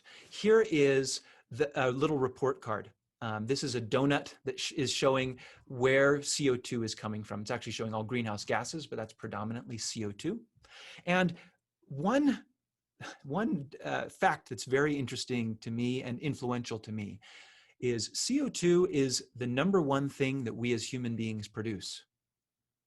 About 38 billion tons of it every year. We produce so much CO2 that it actually is more than all things that we produce. All of the food, cement, waste, garbage, plastic, if you add all of those things up together, they don't come anywhere near the amount of CO2 that we produce. It is our #1 product. And here's where it's coming from: electrical production, food, agricultural and land use, industry, transportation, buildings, and then other is things like how we secure the fossil fuels, how we bring them to us. Now, I will mention the donut looks a little bit different for the United States. Because of our lifestyle, mainly because of our vehicles, our single largest contributor is actually transportation. That's mainly the cars that we drive, the vehicles that we drive. But this is at a global scale. This is where the problem is coming from. Now, you're going to hear a lot of things about CO2. I hear them all the time as a researcher. CO2 is good. Plants have to have CO2. It's not a pollutant. It's not damaging to people. Some of those things have kernels of truth in them. And again, I'm going to leave it to you to look at the science, look at those resources that I showed on the previous slide. But I'm going to just point to one thing. I'll skip ahead to here. If we were just producing CO2, it would still be really bad for the Earth system. That would still be causing climate change. but we're producing CO2 by burning fossil fuels. And those fossil fuels are producing air pollution, water pollution, soil pollution. This is a graph that one of my graduate students, Isabella Arrigo, put together for a paper where she compiled what is the health burden of environmental pollution. And up here, this is a graph shown in millions of premature deaths per year. The environmental pollution, which is primarily air pollution caused by fossil fuel burning, is causing 15 to 16 million premature deaths a year. So I'm not going to go through all of these other causes of death, but just to put that in context, it is literally hundreds of times more people than are dying from war and terrorism. It's even many dozens of times more people than are dying of suicide and many other very serious issues. This issue of environmental pollution should be motivating to us both as citizens of the world and as members of the church, as members of the body of Christ. We recently passed this very grim milestone in the United States of 200,000 deaths from COVID-19. Air pollution causes 200,000 deaths in the United States every year. It is like COVID-19 year after year after year, and yet it is an invisible problem. It's one that we've gotten used to. Somehow we've gotten to a place where we feel like, oh, that's just what we need to do to support our economy. That is not the case. We have options now. And that's what I want to talk about with the rest of my time. But here, this is a really comforting scripture to me from the Apostle Paul, because it's easy to feel discouraged. I get almost as many, I get calls from people who think that global climate change is not a problem. I also get a lot of calls from people who are despondent, who are experiencing depression and anxiety because of the environmental degradation that they see. And this is a guiding light for me, this scripture. Paul, of course, rejoices that the people he was writing to are unhappy, and that maybe sounds unkind, but he gives us a reason why. For godly sorrow worketh repentance to salvation, not to be repented of, but the sorrow of the world worketh death.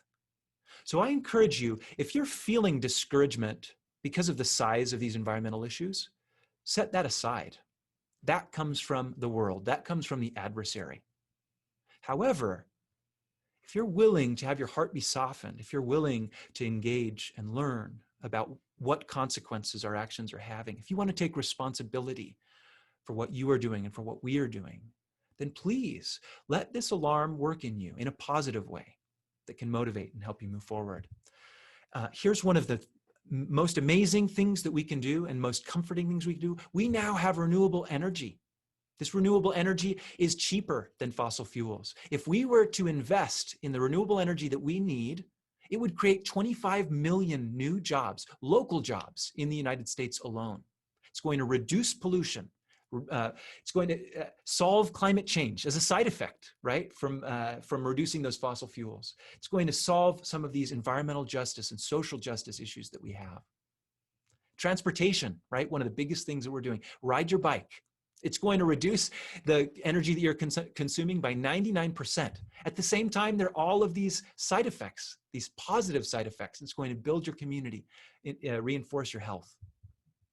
Change your diet. We're blessed as members of the church to know that we're not supposed to eat meat unless we have to. Following the word of wisdom reduces that. Remember, about a quarter of our greenhouse gases are coming from agriculture. It reduces that environmental footprint by about 85%. We could feed 9 people for the energy and land and water, feeding 1 person currently, if we changed from the typical American diet to a plant-based diet. This is something that we have control over. We can choose to make these changes. And finally, I put up here just a picture of the state capitol, but I'm using that to symbolize civic and community involvement.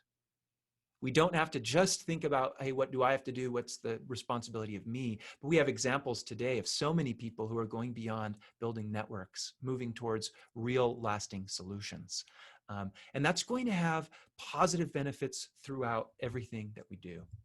So I'm going to just end with this, this scripture from our Savior and Lord, who told us, when asked, what is the most important thing? When asked, I think about this as a teacher. When asked what is going to be on the test, this is what Jesus said. We should know this. We should all write this down. Thou shalt love the Lord thy God with all thy heart, and with all thy soul, and with all thy mind. This is the first and great commandment. And the second is like unto it. Thou shalt love thy neighbor as thyself. On these two commandments hang all the law and the prophets.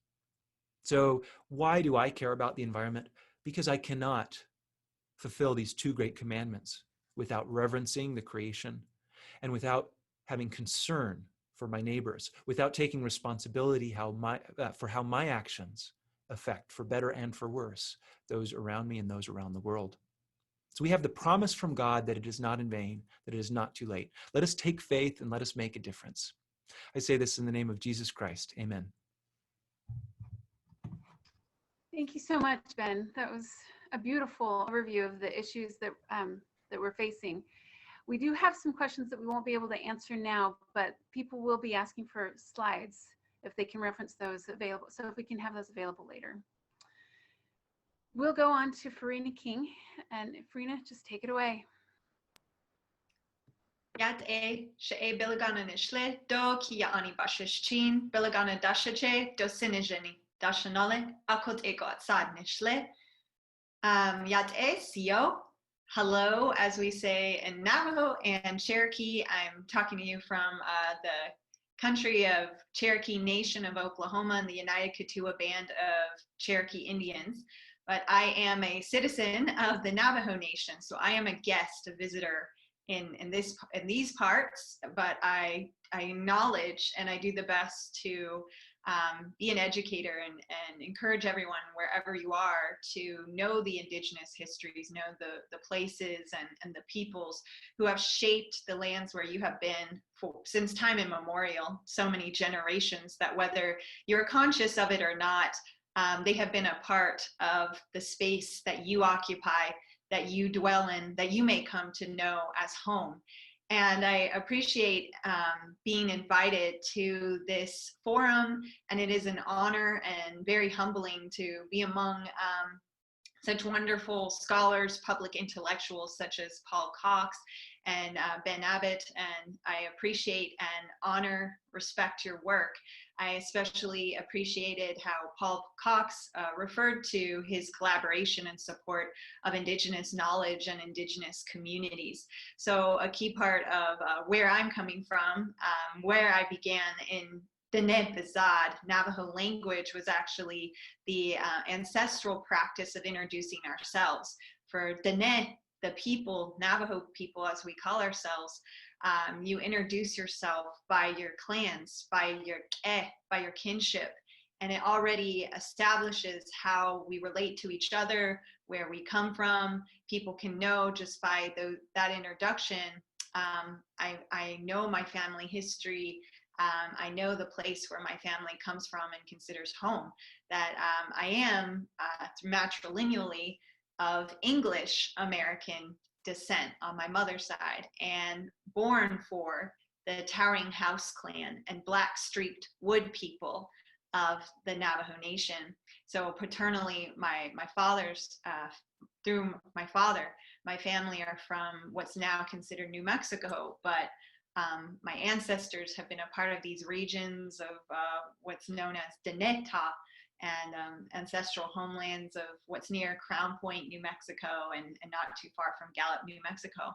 So folks can know how we're related by our clans, and it always means a lot to me that for Dene, our clans are deeply connected to place, the woods, water, Bitterwater clan, near the water clan, cliff dwellers, different connections that are embedded with this sense of earth and our connection to it, our relation to it. And as I'm learning about Cherokee people and many diverse peoples and tribal nations, learning as well the clans that they have are often tied to all living things, birds, wolves, and different connections there of it's this identity is beyond just one human to human relation, but it's already very interconnected to all things around us.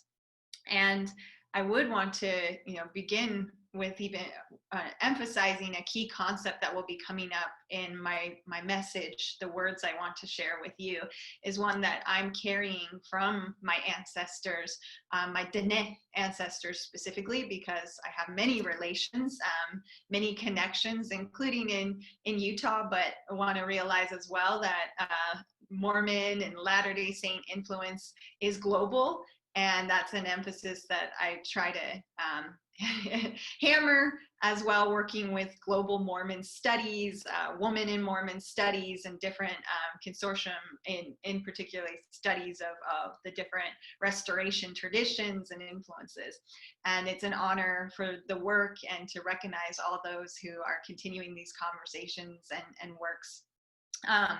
But hajo is a key concept that you might translate it or hear it as beauty, but it's a very deeper sense of beauty. Beauty is almost superficial of what we mean by that. Hajo is a key philosophy in Navajo teaching that basically can be understood as balance, harmony, but in Hajo prayers of Hajoje kind of prayers, we talk about beauty being all around us, surrounding us, in front of us, behind us, below us, above us, coming through our voices, the message we share. And that's what I hope here, is that we seek this beauty. As a active member of the Church of Jesus Christ of Latter-day Saints, who was raised also in that faith and influenced by different traditions of Latter-day Saints through years, I've come to also understand that as light, something I connect with Christ and the beauty that Christ wants us to have balance and even the plan of salvation. Why are we here? Why are we facing all these struggles constantly? 2020 being such an example of that, and all that we're going through is to learn, to grow, that it's not just a process to put a Band-Aid on something and heal, but it's a cycle. It's very cyclical, and it's an ongoing process, and one that our children, their children and posterity will face. But we have a chance now, while we are connected, our ancestors continue to live on. We go to the temple to do work for the dead, as we say, and our hearts turn to our forebearers. Why were they thinking about us? Do they still think about us and these intergenerational ties? Those are key aspects that influence me. And I want to share with you from my, I'm carrying a lot of words that for Dene, I want to really show my humility that I'm sharing words that were imparted with me from my elders, from my family, from many teachers that I've had in my life. And I cannot name all of them, but they know who they are. And I hope I make it clear that that I wouldn't be able to share these things with you if they didn't share them. And have already been advocates and teaching this. So I want to emphasize that. And one of my mentors and teachers is my cousin, Shanae, as we call our older brother. In Navajo, you don't even say cousin, it's your brother, your sister. That's how tight and interconnected these are. And as the other speakers shared, a lot of what we're sharing with you is personal. And so I'll do the best when I'm touched personally, I do, show that. But this is a message my cousin shared, my older brother recently, Tyson. He said, "Today I had a serene moment, continuous in my journey of Hajo. Despite her hurt and the desecration, the unrest and sometimes darkness she is realizing, Mother Earth showed me that she is resilient. She is strong and majestic, allowing me and everyone who took a second to realize her voice this morning, a smart, calming, and discerning message of hope. My friends and family, we will overcome. Remain strong, see your beauty through the darkness and let it shine. Show the world your resilience." And these are, that was just a Facebook post of my older brother, and it just resonates. And I said, I have to share that with this group of the hope and the connections there. And it also connects to our ancestors who, Dene, a traditional practice was you wake with the morning sun, you greet the east, the morning sun rising, and you run towards her. And you are ready for that day, and you embrace every day. So I'm going to share my screen. I want to share with you my story and journey. Let me see if I can do that properly. You'll see my desktop here in Monument Valley, where my family, my parents live right now. A place dear to my heart, Navajo country. Oh, and I pause. I'm also an educator, so love this. So this is, one journey, one particular journey I'm sharing with you, and I do not speak for everyone, and also a layered aspect to my experience of coming to an awakening, my own awakening of what is climate change? What does that mean to me? What is the environment? What can I do? Or how can I help share these messages that I received from a young age, from my community, from family, even at church and in the scriptures, what I'm learning. So this is what I want to share with you today, and also emphasize, this is one story, and there's so many others, like my cousin and my older siblings. So something in Navajo of also how you introduce yourself and where you're from is they ask you where your umbilical cord's buried, because wherever that is, you always have this connection, right? There's this embeddedness of your identity is, your homelands, the land around you, and that is central to who you are. And I think what's been sad, because I've lived in cities, I have my 3 children, and we've lived in different places, is that there's a major disconnect.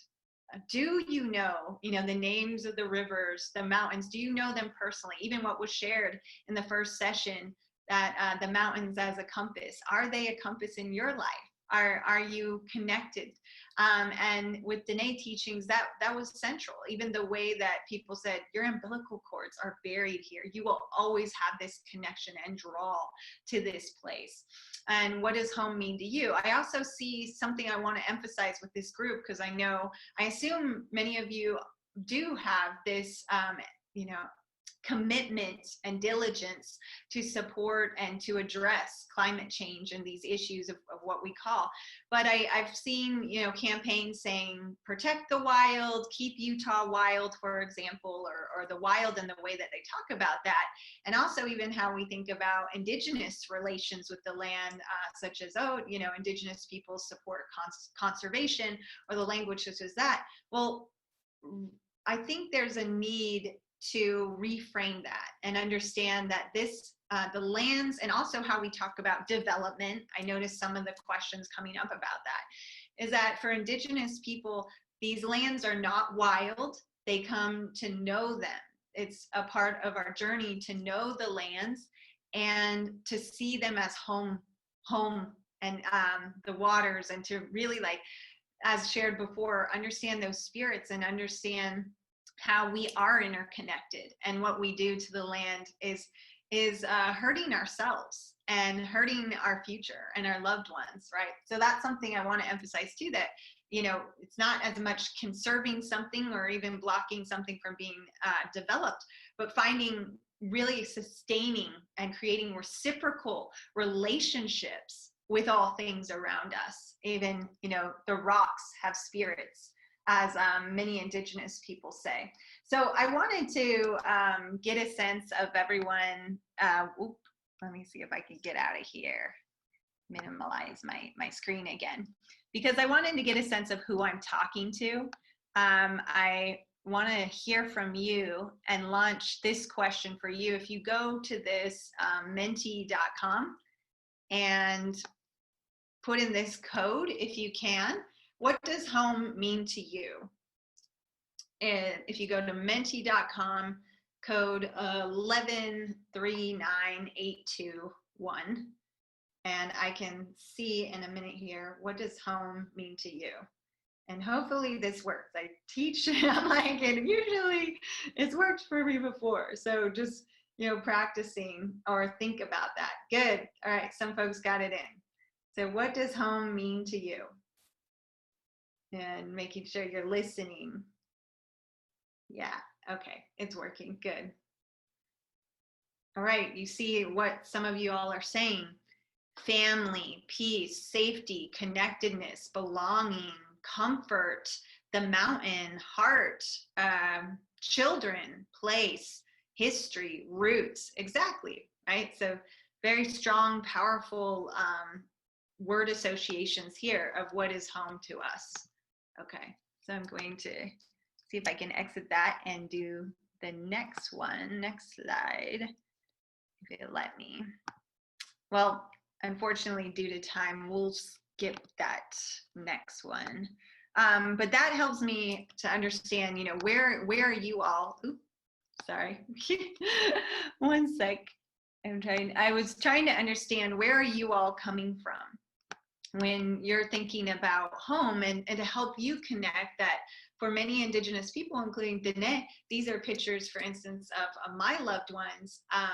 Our sense of peoplehood and even who we are, it is inseparable from the earth around us, and coming to know, the mountains as our archives, and our temples.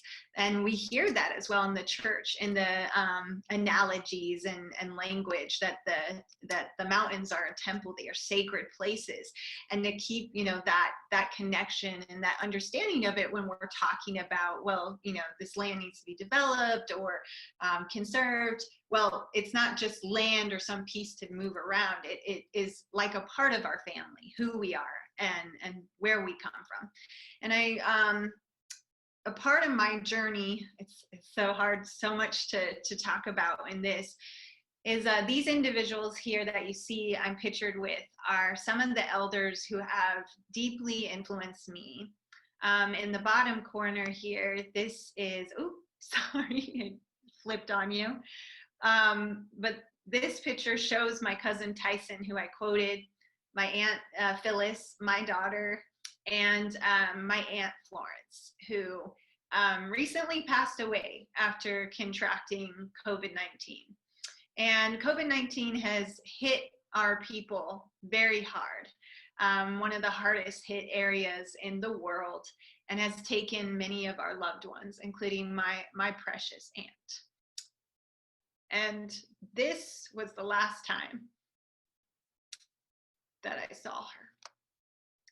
The reason why I share that with you is many people have asked, why is COVID-19 hitting some people harder than others? Why are there these disparities? Why Navajos? Why is it hitting them so hard? And we are people who have been on the front lines of climate change. I am going to share with you some stories of how I've seen that everyday violence, that actions of people who are cut off, don't even think, what their projects or things, they don't see these interconnections. That's a part of my goal, is to connect the dots, which I've been coming to my own consciousness and awakening of. I went to the schools that, didn't really teach us these kind of connections. And a lot of the history in my family is tied to the targeting and efforts to eradicate and erase this Indigenous knowledge that has been gained over time. So one individual I especially want to share the voice of is my Uncle Albert, who was a Navajo code talker. And I was drawn to talking to him about his war experiences. But every time I wanted to talk to him about his experiences in World War II, he shared with me rather how important Mother Earth is to him.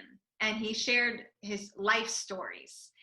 And that's something he's since passed away before COVID-19. And I would think about some of the things that he said, such as he would say, the mountain is my temple, or our Mother Earth is my purpose. He was not a Latter-day Saint. but he was one of the most spiritual people I ever knew, who had his own journey going to boarding school where he was, punished and hurt for speaking the Navajo language. But, who he spoke to were rocks and sticks so that he would not forget that language and be able to use it later.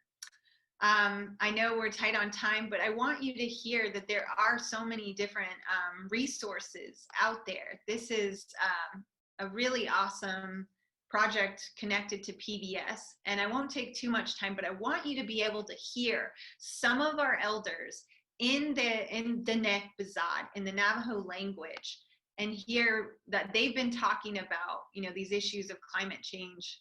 It's not in that term, climate change, but they understand this connectivity. So I want just to hear a few seconds of these elders and encourage you. There are these sources out there. Please look for them.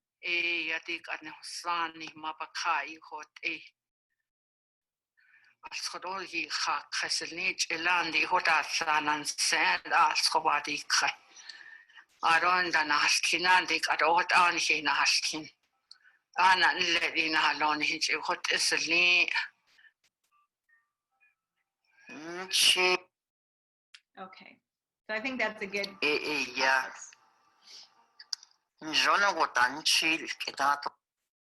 So in clips such as this, what they are emphasizing and explaining is they remember when there was snow up to the horse's belly, that there was water in the land, that they could, sustain life and their livelihoods. They know that has happened, and they have seen in their lifetimes these changes, rapid changes that have taken away, this livelihood and this way to live a long life. That is the central teaching, which emphasizes to live a long life in beauty, to seek after beauty in your life.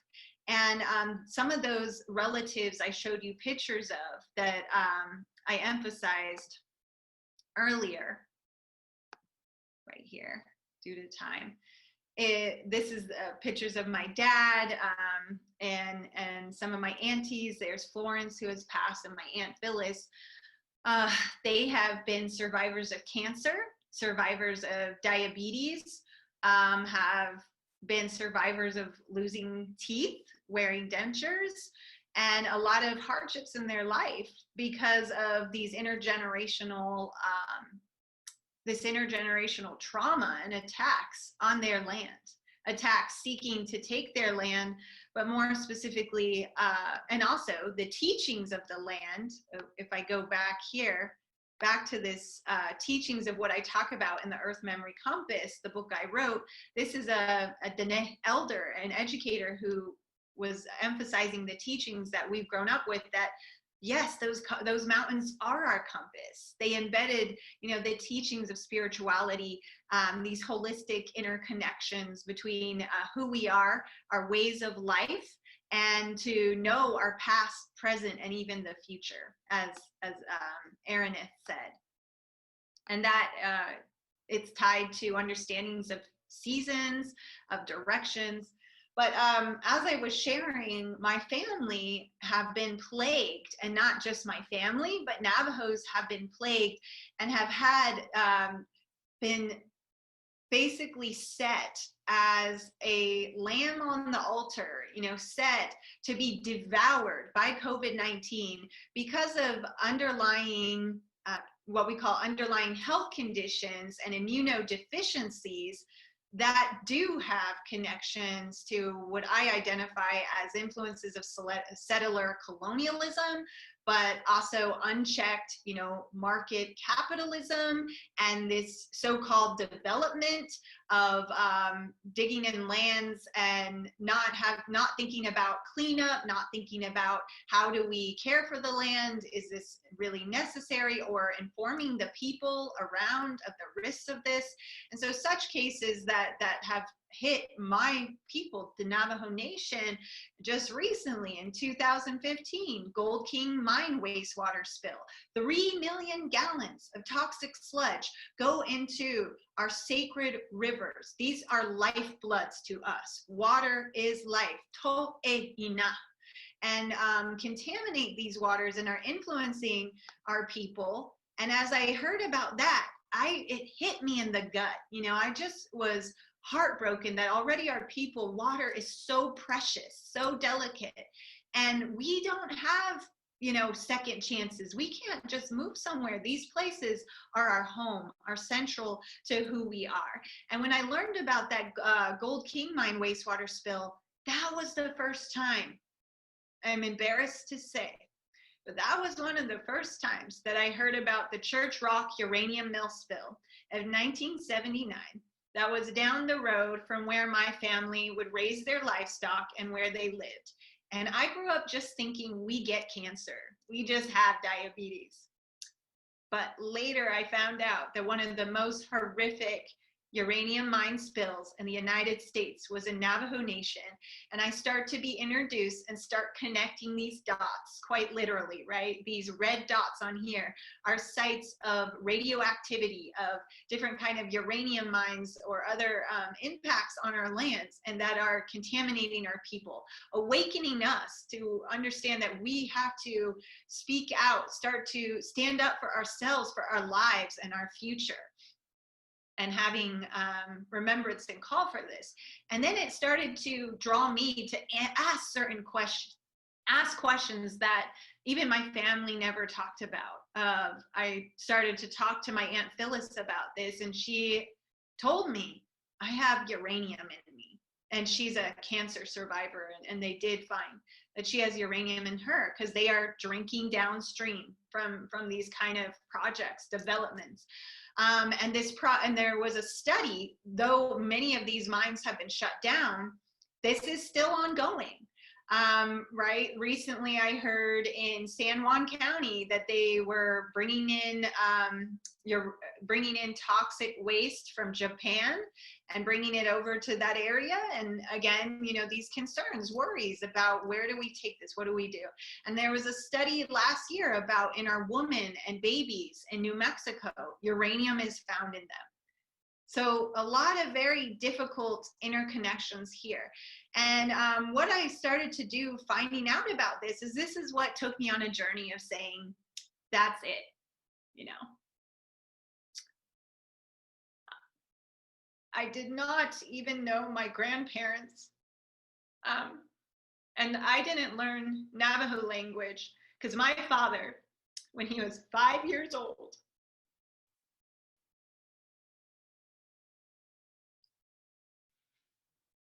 he was dropped off at a boarding school where he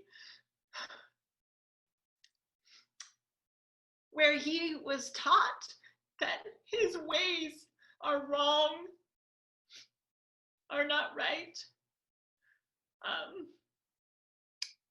And I was recently watching Danae Studies virtual conference with Shayla Goldtooth, who was talking about the plants and the knowledge of the plants, very similar to things that Dr. Paul Cox was talking about. And it was heartbreaking to me. I was so grateful to hear it, but it was heartbreaking to me that I know my Nali Hastin, my grandfather, he knew that. He had those teachings of what the plants do for us. And when you take medicine from the plants, you pray to those plants and you acknowledge them. You acknowledge those gifts of what they give to you. And I never was able to learn this. My father dropped off at a boarding school when he's 5. You know, there's this disconnect. And that's a part of even what I fear my own children. What are our children facing? Of disconnect from their land, not understanding that when you hurt your land, you are hurting yourself and hurting all things around you. So I started to, I'm going to zoom through all these. I started to organize different conversations with wonderful people such as Tommy Rock here, Janine Yazzie, Chili Yazzie of Shiprock, Jonathan Nez, our current president, and different communities wherever I am in universities. And this is why some of you might have heard of why Standing Rock matters, why the Dakota Access Pipeline, why these protests, why these water protectors, because we get it. We know, we see our people, our children being poisoned, have lost loved ones, not just loved ones, but have been disconnected from knowledge, from ways of knowing and who we are. And this is lastly what I want to leave with you. I know we're over on time here, but connecting it back to a lot of the teachings that I've received. My uncle, one of the last presentations he gave before he passed away, he said this. He said, there are disturbances in nature. Be careful. Volcanoes, they might be waking up to. You know why it is happening? They say some of us, Americans and the rest of the world, do not have any spiritual outlook. Some of them do not care about their next state. It is just one day at a time. So those things are disturbing all the way up, all planets. I don't want you to be scared. I want you to think about more than just tomorrow, to look beyond that. You are still scared of the child. That is your strength. So continue your outlook and beyond. I talk like this because many of you call me grandpa because of this one. I pray for you. I talk to my spiritual father. And for me, my uncle, you know, is sharing a lot of indigenous teachings there, but they're ones that, as we are and believe, we are heavenly brothers and sisters and all children of the Creator, as my uncle knew and had that faith. It reminded me of other teachings that I take to heart as well, of Matthew 18:3, become as little children. Have that humility. I know with my children, they also are so, though it's funny, they think, oh, kids, they're learning it, but they are sponges.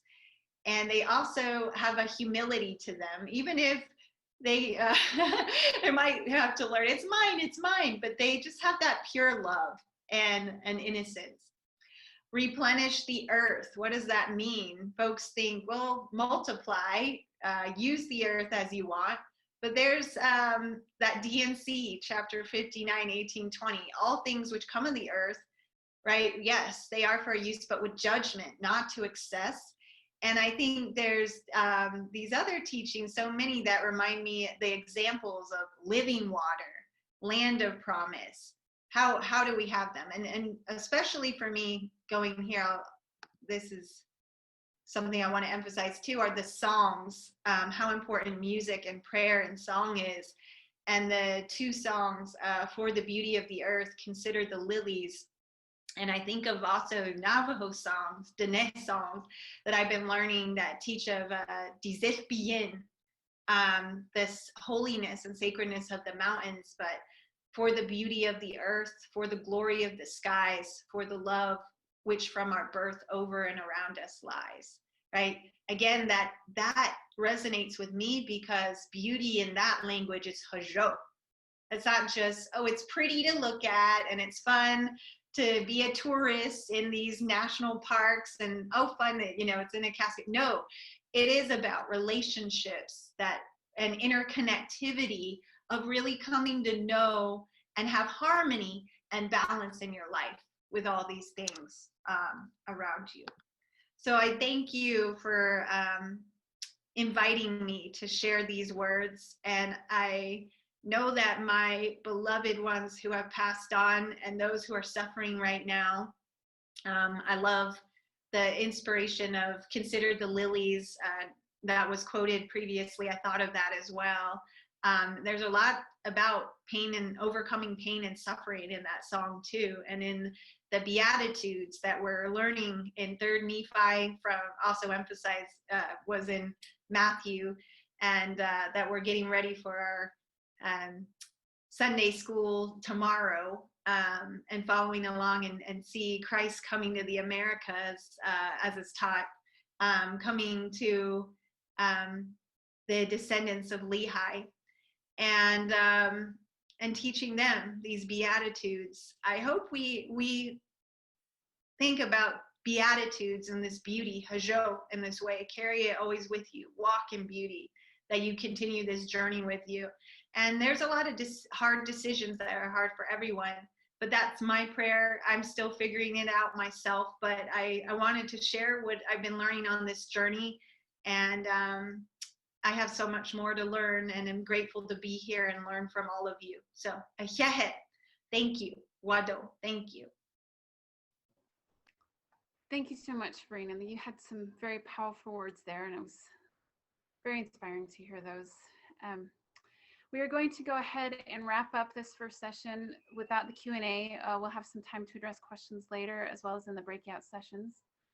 So thank you, all of you, Paul, Ben, and Farina, for your very insightful words, and we will go ahead and take our break now.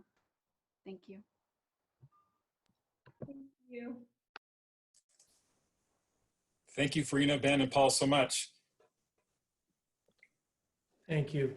You can play for 5 minutes. We'd love to hear your music, and then start the next session at 11:20. So actually, you have about 8 minutes, Gabe. Thank you. Take it away, Gabe. All right, great. Can you folks hear me all right? Let's see. And then here's my video. Okay, you can hear me okay? Yep. Yeah, sounds great. Wonderful. Okay. All right, so the song I'm going to play, inspired by all of you folks and all the wonderful things that have been said by so many, and the different perspectives we bring, the different paths we're all walking on, but heading up the same mountain, is a song called Feel Just Like Going On, and it's a Reverend Gary Davis song. He was a blind preacher who lived in New York City, and wrote this fantastic song about just kind of striving on toward liberation, toward freedom, toward a feeling of, toward what could be called the beloved community. Martin Luther King called the beloved community. I like to call it ecotopia. In Mormon tradition, I know it's called Zion, this feeling, or even maybe the mythical Deseret, what was the original conception of settlement, of Mormon settlement in this area of the world in Utah. People working together and helping each other out and not leaving anybody behind, and moving past and forward toward the more beautiful world we're envisioning in these many different visions that have been shared today, awarenesses that bring us into this beautiful world. And so it has a sing-along chorus, and the chorus goes, feel just like going on. And again, please feel free to sing along. We've been doing a lot of great listening, but now you can do some singing too. Feel just like going on. Feel just like going on. Feel just like going on. And then there's a harmony on that. Feel just like going on. Feel just like going on. And higher. Feel just like going on. Feel just like going on. So wherever your voice may be, feel free to pop in and sing with all you got. Here we go. Feel just like going on. Feel just like going on. Feel just like going on. Feel just like going on. Oh, I feel just like going on. Feel just like going on. And I've come this far, I'm not gonna turn around. Feel just like going on. Yeah. Oh, I feel like we're on our way. Feel like we're on our way. We've come this far, we're not gonna turn away. Feel like we're on our way.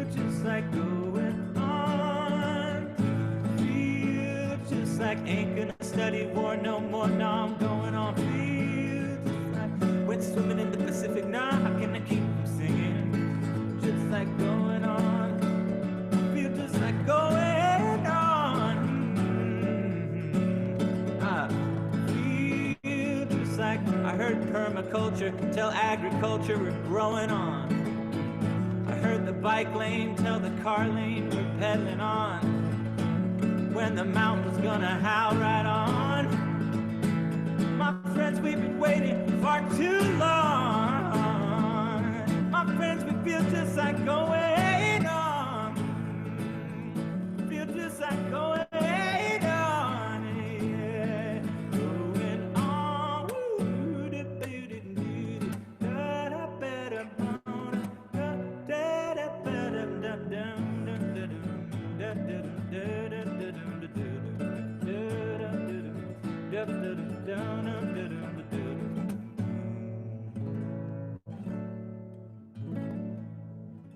Good singing, folks. I'm sure it sounded good out there. I certainly enjoyed singing with you. I'll do it. Guess I'll do a little short one. Maybe I should wrap up in like 2 minutes, something like that. Gabe, I think we need to stop it here. Okay. That was beautiful. Thanks so much, Gabe. I was singing. I hope everybody else was singing out there. Love that. We're going to look forward to hearing from Gabe Dominguez again at our next break. We're going to push back our timeline 20 minutes, which is just fine. I'll have a shorter time at the end, which is just fine. It was great to hear your music, Gabe, and the wonderful presentations by Farina, Ben, and Paul in our previous session.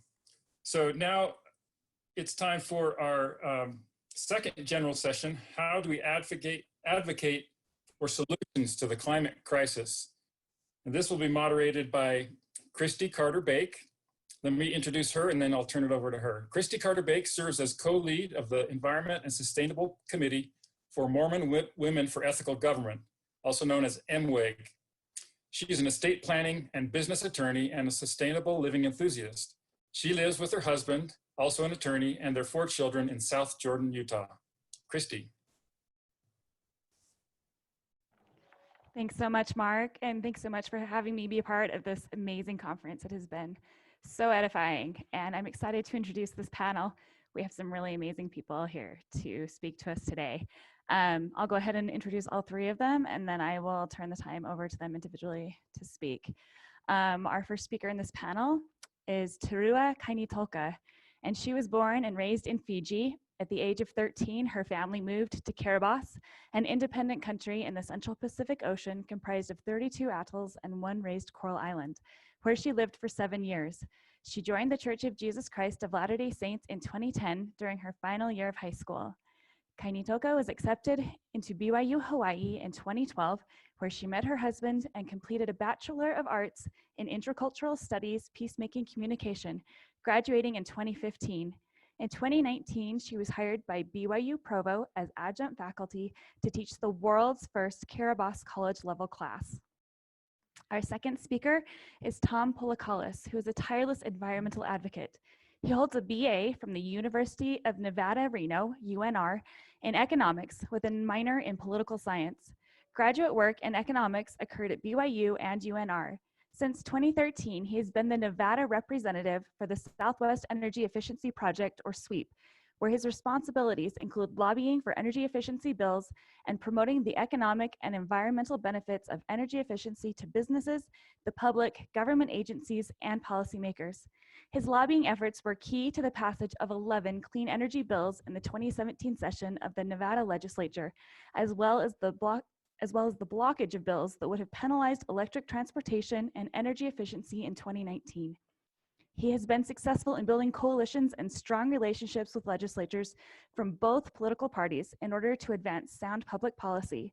Prior to his current position, he served as Public Information Officer in the State of Nevada's Energy Office, Executive Director for the Nevada Recycling Coalition, and as organizer and media spokesperson for Citizens Against Nuclear Waste in Nevada. And our final speaker is Rachel Mabee Whipple, who was a stay-at-home mom for many years, practicing all manner of housewifery skills. After moving to Provo, Utah with her family, she went back to school and earned a master's in comparative studies with an emphasis on environmental humanities, and then to law school, focusing on both environmental and family law. An externship with the International Center for Law and Religion Studies in Belgium was followed by clerking at the Environment and Natural Resources Division of the Department of Justice in Washington, D.C. She has been an active blogger, writer, and speaker on religion and the environment. Also very active at the local level, she has served in various capacities with Provo City, including working as a neighborhood chair, a member of both Bike Walk Provo and the Provo Sustainability and Natural Resources Committee, and currently serves on the Provo Municipal Water Board. So with that, I'm going to turn the time over to Terua to talk to us more about her experiences in advocating at the international and national level. And Terua, before you begin, would you like me to keep time for you? Yeah, that'll be awesome. Okay, I'll let you know when we have 5 and then 1 minute left. Thank you, Christy. Okay, you're welcome. All right. Thank you so much, Christy, for that great introduction. And also, I'd like to thank Cox and Abbott and King for the wonderful message that they've shared with us. I would like to somehow connect that, help connect what they've shared, and hopefully it'll connect with the rest of the speakers for today. And to start off, I want to start off with my greetings. One representing Kiribati, my homeland, and the other one, Fiji, also my homeland, which Kiribati, we say Maori, which means health. In Fiji, we say Mbula, or hi, or in other words, it means Mbula is life. And you can see how meaningful these greetings are to my people, and how whenever we wish that upon anybody, it means good things, right?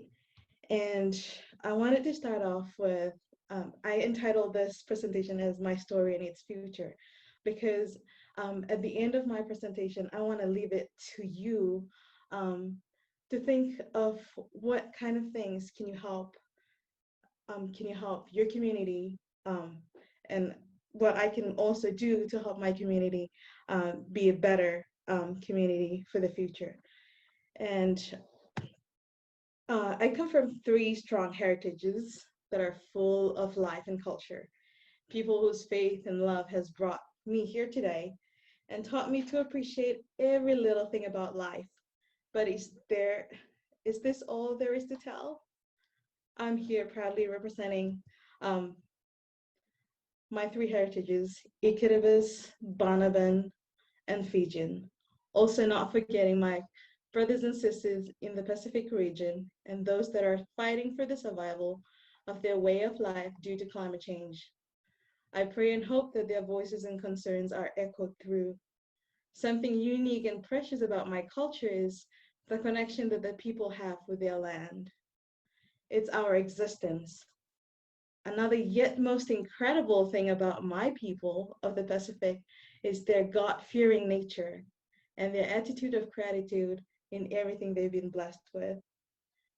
My story began with from the time my ancestors signed an agreement with a British phosphate company for the exclusive right to mine phosphate on Banaba, also known as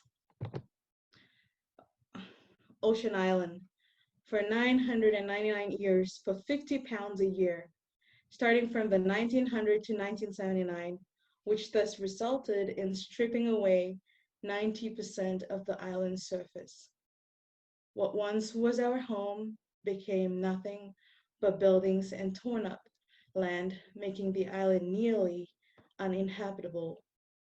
My paternal grandpa, along with the majority of the natives, were relocated to an island 2,085 kilometers away to what would become their new home, Rambi in the Isles of Fiji. In 2006, I was fortunate enough to have the opportunity to go back and visit my ancestral home. Despite 27 years later, the island's surface was still in ruins. The people currently living on the island were still smiling as they celebrated the 15th of December, marking the first arrivals of our people on Rambi, and still trusting their motto that reads on their flag, Atuara Puokira, translating as, Our God, help us. Fast forward 4 years later, there was a tsunami warning. The people of Kiribati, 6 meters, that is 19.69 feet above sea level at the time, panicked. The highest point on a low-lying level coral atoll were the coconut trees. I was in the middle of my third period when a truck with a megaphone drove past our school announcing, "There's a tsunami warning heading our way. Everyone is required to go home and be with their families." I looked at my Kiribati language teacher who was with us at the time and asked why we needed to go home when the school's buildings are taller than our open wall houses. As you can see, that was my high school in the picture, and that's what a typical Kiribati house is like. She looked at me and then replied, "So that we can all die with our loved ones." Talk about a traumatic experience. There was fear. Whereabouts on the island can we run to shelter? We've never experienced a tsunami before to help better prepare us for the unexpected. For someone who grew up in Fiji with cyclones, hurricanes happening close to Christmas time or after New Year's, and flooding happening occasionally, I've become accustomed to those few natural disasters, which at the time have become a norm for a little island girl as myself, but not the tsunami on an island where palm trees are the most tallest things on it. Even though Fiji and Kiribati may differ geographically, the threats of livelihood due to climate change are still experienced. This picture right here is what people would see whenever they search about Fiji. That is indeed Fiji. However, this is also Fiji. These are for when we have heavy rainfalls or like the rivers are overflowing and it would flood some of the major towns in Fiji. This is Kiribati or Kiribati. For those of you that don't know where Kiribati is, I would suggest looking it up on a map. But this is what the pictures will show you. And this is also Kiribati. During king tides, the first picture on your left is a maternity ward that's just right by the edge of the water. Down where by the tree is a tall seawall. So we've actually built seawalls to protect us from king tides. However, not that long ago, we had the highest king tide that we've experienced, and it flooded the whole hospital in Kiribati, one of the small hospital. And then right next to you, right next to that is a picture of children having fun during floods or like during king tide. And what usually happens whenever we get to have or we get to experience such effects. To continue, but we are not sinking, we are fighting. This, I just want to explain what this picture is about. They started a project about like, I believe it was like 8 years ago or even before that, where they planted mangroves on the shoreline so that it'll help just hold the coastal, it'll prevent coastal erosion as one of the major effects that we experience in Kiribati. And as stewards of the land, it is our duty as an individual to play our part for a future that can still be beautiful and hope for things which are not seen, which are true. I'd like to reiterate a message of hope that echoes the faith of my people, which is Sibusigo Ngoy Atuara, Kawakinira al Hairira, Nahontaye Kai Maira. Translated as, we beseech you, O God, to protect and lead us in the days to come. And as we stand united and defend the cause of freedom, onward march together. By utilizing and managing all resources, Heavenly Father provides for the glory and betterment of His creation. I hope that this somehow you're able to connect with my story, and that we'll be able to help better our environment and be able to provide a future for, not for us, but for our kids and for those that are coming after us. And thank you for joining us today, and hope you have a wonderful day. Thank you so much, Tarua. I really appreciate your perspective, because I think a lot of us aren't really familiar with some of those areas of the world, and it's really important that we are.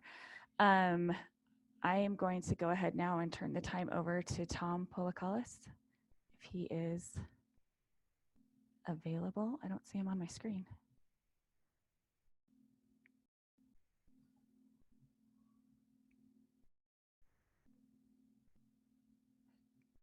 Tom, you're on mute.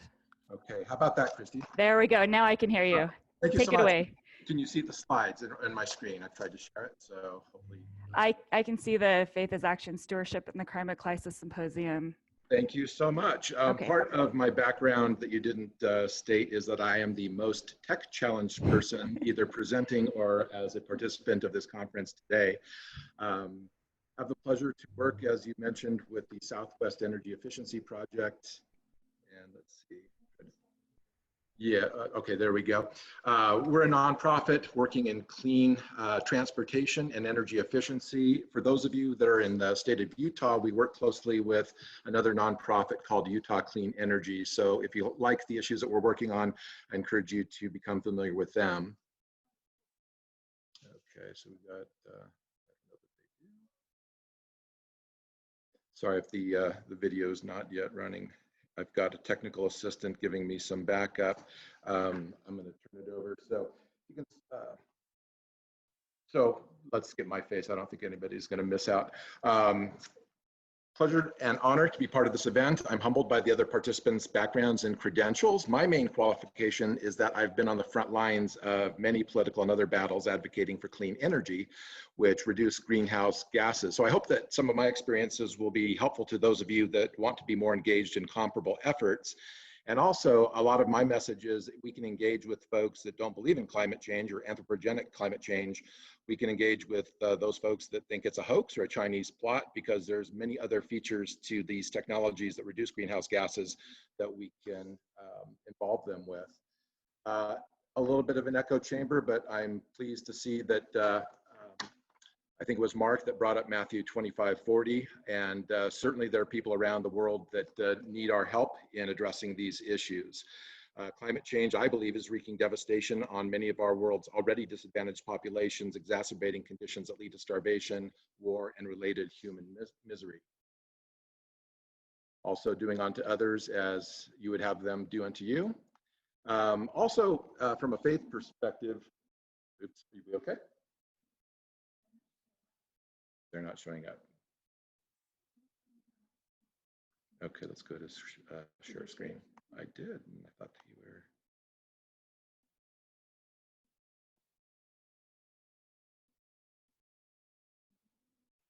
Do you want to take over the slides and I will narrate?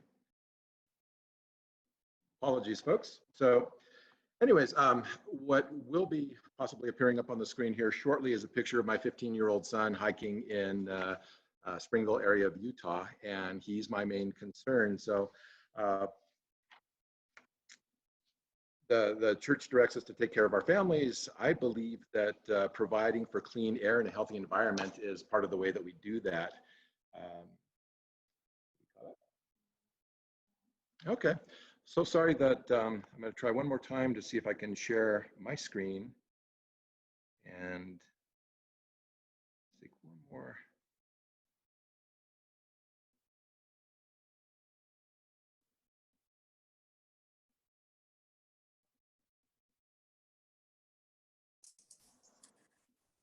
While Tom's getting that ready, I want to just acknowledge the graphic designer that created this graphic for us for this symposium. Chuck Landvatter is a great graphic artist who created this image. We thank Chuck for that.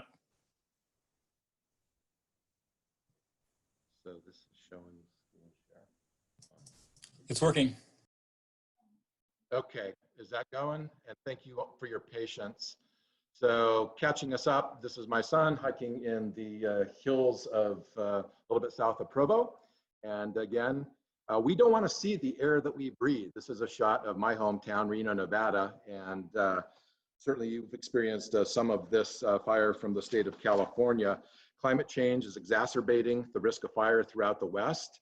And so how do we try to reduce greenhouse gas emissions and prevent those types of catastrophes from happening? As Ben said, certainly across the United States and in Nevada too, transportation is the largest source of carbon pollution in the United States. We're starting to work on that in Nevada. We've done a good job in the state of Nevada in reducing the emissions from our utility sector. We're phasing out coal. And one of the things we'll touch upon is that our legislature passed a renewable energy portfolio standard in the previous year. So by the year 2030, we'll have 50% of our electricity coming from renewable energy resources. If these slides are a bit hard to read, I'll have them available and can certainly also reference the studies from which they come. But fundamentally, electric vehicles in Nevada, and this study parallels in other states, but when we switch to electric transportation, we reduce volatile organic compounds by 99%. We reduce particulate matter by PM10 is down by 34%, PM2.5 by 58%, nitrogen oxides go down significantly. This next slide is a little bit easier to read, and kind of the fundamental is that electric transportation reduces smog by 80% plus. Why is that important? I pulled this information from some of Ben's work and his colleagues and presented it recently to the Nevada Climate Initiative on air quality. So I hope I'm not misquoting, but 75% of Utahns are losing 1 year of their life because of air pollution. And that frightens me, and that's something that we all want to work to mitigate. This is just kind of a highlight of some of the negative respiratory effects of air pollution. And I have a lot of friends that have kids with asthma, and the cost of asthma is $1,000 per child, and something that imposes severe economic challenges on families that are suffering from asthma, which is, for children, it's 8.4% across the United States. So there are ways that we can reduce nitrogen oxide, one of which is electric school buses. This is something that we worked on in Nevada, and I'll get into the specific policies in a little bit. So air quality, local air quality is a way that we're selling electric transportation, much more so than global greenhouse gases, because that's something that everybody, our policymakers are all breathing the same air. Local air quality, health costs, economic benefits we'll get into just very briefly. There's also national economic benefits, national security benefits, and of course, climate change, the topic that we're dealing with today. On kind of an overview, and I've got the studies that we can reference, is that when we get more electric vehicles on the road, it puts downward pressure on all electric rates. It's that we use our electric grid more efficiently. And so if you like stable electric rates, even if you're not driving an EV, you should be delighted as you see more EVs on the road, because you're going to be breathing cleaner air and you're going to have downward pressure on rates. Now, if you do switch to an EV, this is an example for Nevada, but again, it's comparable in other states, you're going to be saving money on fuel. So there's an economic incentive for the individual driver. From a policy perspective, when you aggregate all those individual fuel savings, depending upon your assumptions on market penetration, you come up with a lot of money. In Nevada, at 8% sales of electric vehicles by 2030, we'd be up towards $80 million a year on fuel savings. And we make the argument that that money is spent in the local economy and serves as an economic stimulus. At those same levels, we'd be looking at creating almost an additional 2,000 jobs by the year 2030 by switching to 8% of our transportation being electric. And fundamentally, there are other environmental benefits in addition to the local benefits. When we get the price of oil down below $40 a barrel, we don't need to be drilling offshore, and we don't need to be going into the tar sands of Canada. That's kind of the price point. National security benefits, very quickly. This is General, let me make sure that I've got his name correctly because I work with a couple folks in the military. Retired Air Force General Charles Wald, who was former deputy commander of the U.S. European Command, noted that the best ways to reduce oil intensity are to bring to bear a diversity of fuels and transportation, and this is best achieved by electrification of transportation. So we have brought in retired military folks to Nevada to help sell clean energy technologies. You probably have not heard this quote anywhere else, but retired Marine Corps General Richard Zilmer said that clean energy technologies helps us kill bad guys faster. So that's probably not a phrase that's bandied about at the Sierra Club. Switching to energy efficiency in general, the principle of faith is that, behold, I say unto you, in Alma 37:6, by small and simple things are great things brought to pass. So instead of a silver bullet, energy efficiency represents silver buckshot. So we've got better building codes, better, less air infiltration, better insulation, Wi-Fi enabled thermostats, heat pumps, LED lightings in homes and commercial buildings. There is a huge multiplicity of ways that we can use energy more efficiently, and it's also going to benefit our economy. I'm going to kind of go into kind of the policy realm and where you can engage. This may not be overly clear, but SWEEP did a study called the $20 billion Bonanza, and it took a look at what off-the-shelf technologies could do and just simply the best practices of utilities across the country with what they call demand-side management programs. So these are like Rocky Mountain Power has financial incentives for heat pumps and other technologies. There is the opportunity to improve on those programs, and when we do, there is a huge economic benefit, and corollary to that, again, when we save energy through these cost-effective means, we can substantially reduce carbon pollution. Again, the same study, and this is relevant to Nevada, we could reduce 4.4 million metric tons of CO2 per year, equivalent to hundreds of thousands of cars coming off the road. So again, the general principle is cost-effective clean energy technologies generates economic benefits. It also produces greenhouse gas reductions. The local jobs that are created, and this is again very personal to me in terms of helping folks and being responsible neighbors. I know a lot of folks that are particularly in Nevada that are out of work. So these represent great opportunities for the trades. And going back to the argument that when we save money and energy, we're going to spend that in the local economy. So there's a stimulus that goes to retail and service industries through multiplier effects. This is a specific example, just on really, and I'm so pleased that the congressman who spoke today, they were mayors before. So a lot of these issues are dealt with at the local code level. This is a stat that showed that when we went from an older energy code, the 2006 International Energy Code, up to the 2012, that would save homeowners 32.1% on their energy costs. Now, there's even a newer code. The 2021 is something that I would encourage folks to encourage their city councils to adopt.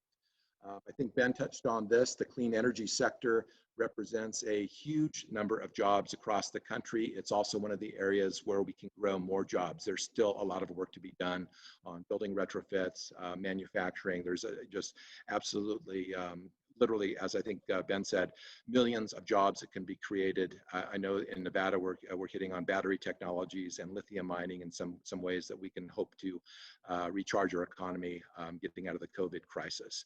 This will be a hard slide to read. In 2017, Nevada passed 11 clean energy bills. I'm just going to hit on a couple. One of these dealt with providing energy efficiency programs to low-income consumers. Again, thinking about our neighbors, some of the poorer or income-challenged folks are spending a much higher percentage of their disposable income on energy costs. We passed the renewable portfolio standard back in 2017. It was vetoed. I'll circle back around to how times have changed. We have a green bank, a revolving loan fund for energy efficiency and renewable energy projects. And also we set some targets for battery energy storage. In 2019, last session, because we meet every 2 years, We killed a bill that would have reduced insulation levels in homes. We passed a high efficiency lighting standard. And this was a big deal and kind of a cultural shift in Nevada. We passed a bill requiring a state carbon accounting and policy recommendations to reduce carbon emissions. We passed 3 bills advancing electric transportation and also provided, one of which was providing for funding for electric school buses. We have a low-income solar access program. And then finally, the Renewable Energy Portfolio Standard was again passed and then signed into law by Governor Sisolak. And here's kind of the cultural shift.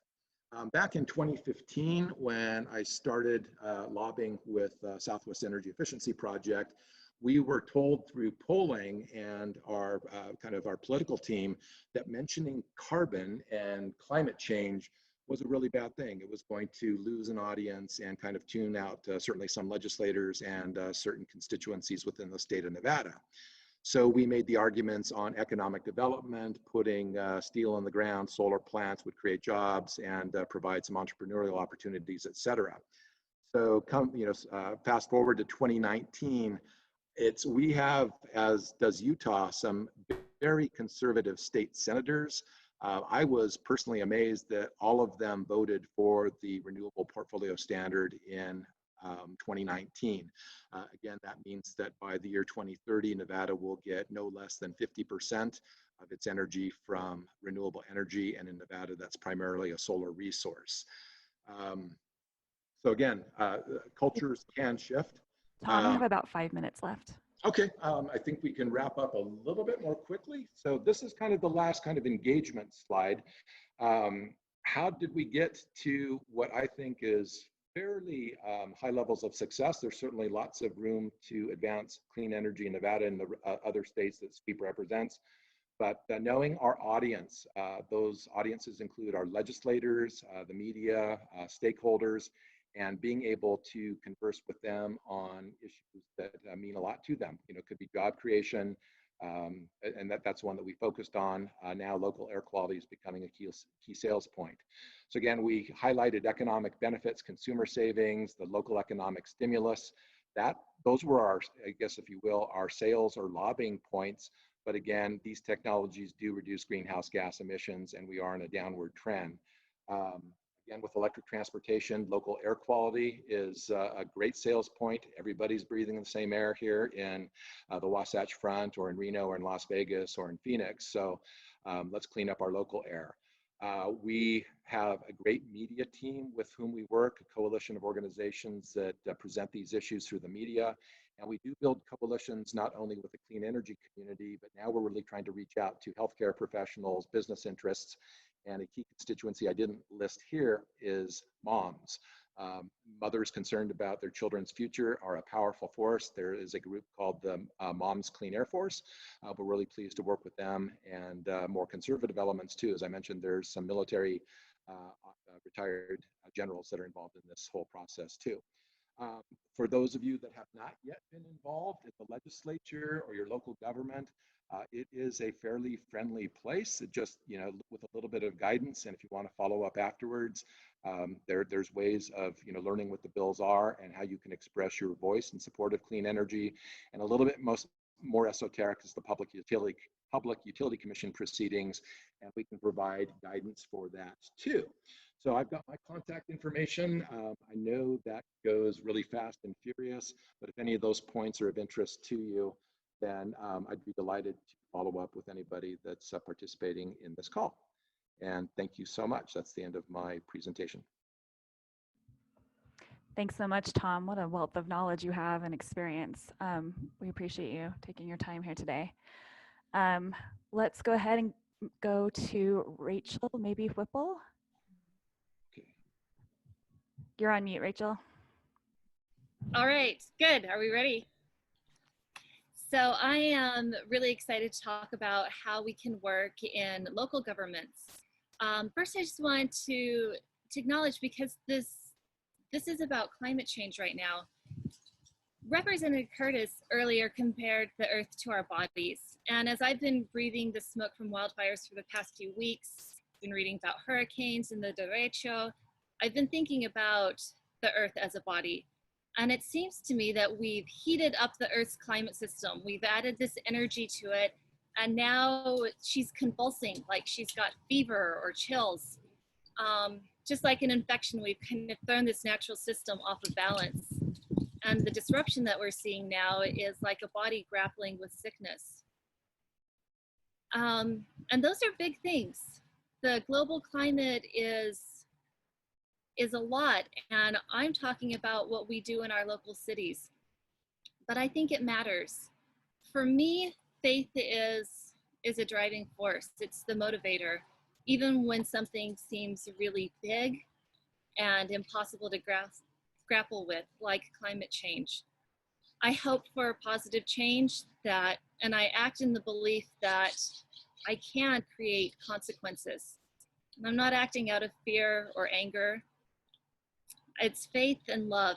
And I love my community, my home here. I love my family and I love my neighbors. I love my fellow congregants, both in my LDS ward, at the little Episcopal church here in Provo. We support and edify each other. We mourn with each other and we work together. And it's working together in the local level that we're able to make changes that affect our lives, and those small changes can aggregate to do good things. And the last motivation I have is a sense of responsibility and gratitude. For all that I've learned, all of the skills that I've gained come with them the responsibility to help others. In the LDS Church, one of the covenants that we make with God is to dedicate everything we have to the building of the kingdom of God. And I believe that we build that kingdom on earth, here where we live, in our communities. That we work to renew the earth, and that we work to make sure that its bounteous resources are available to all people.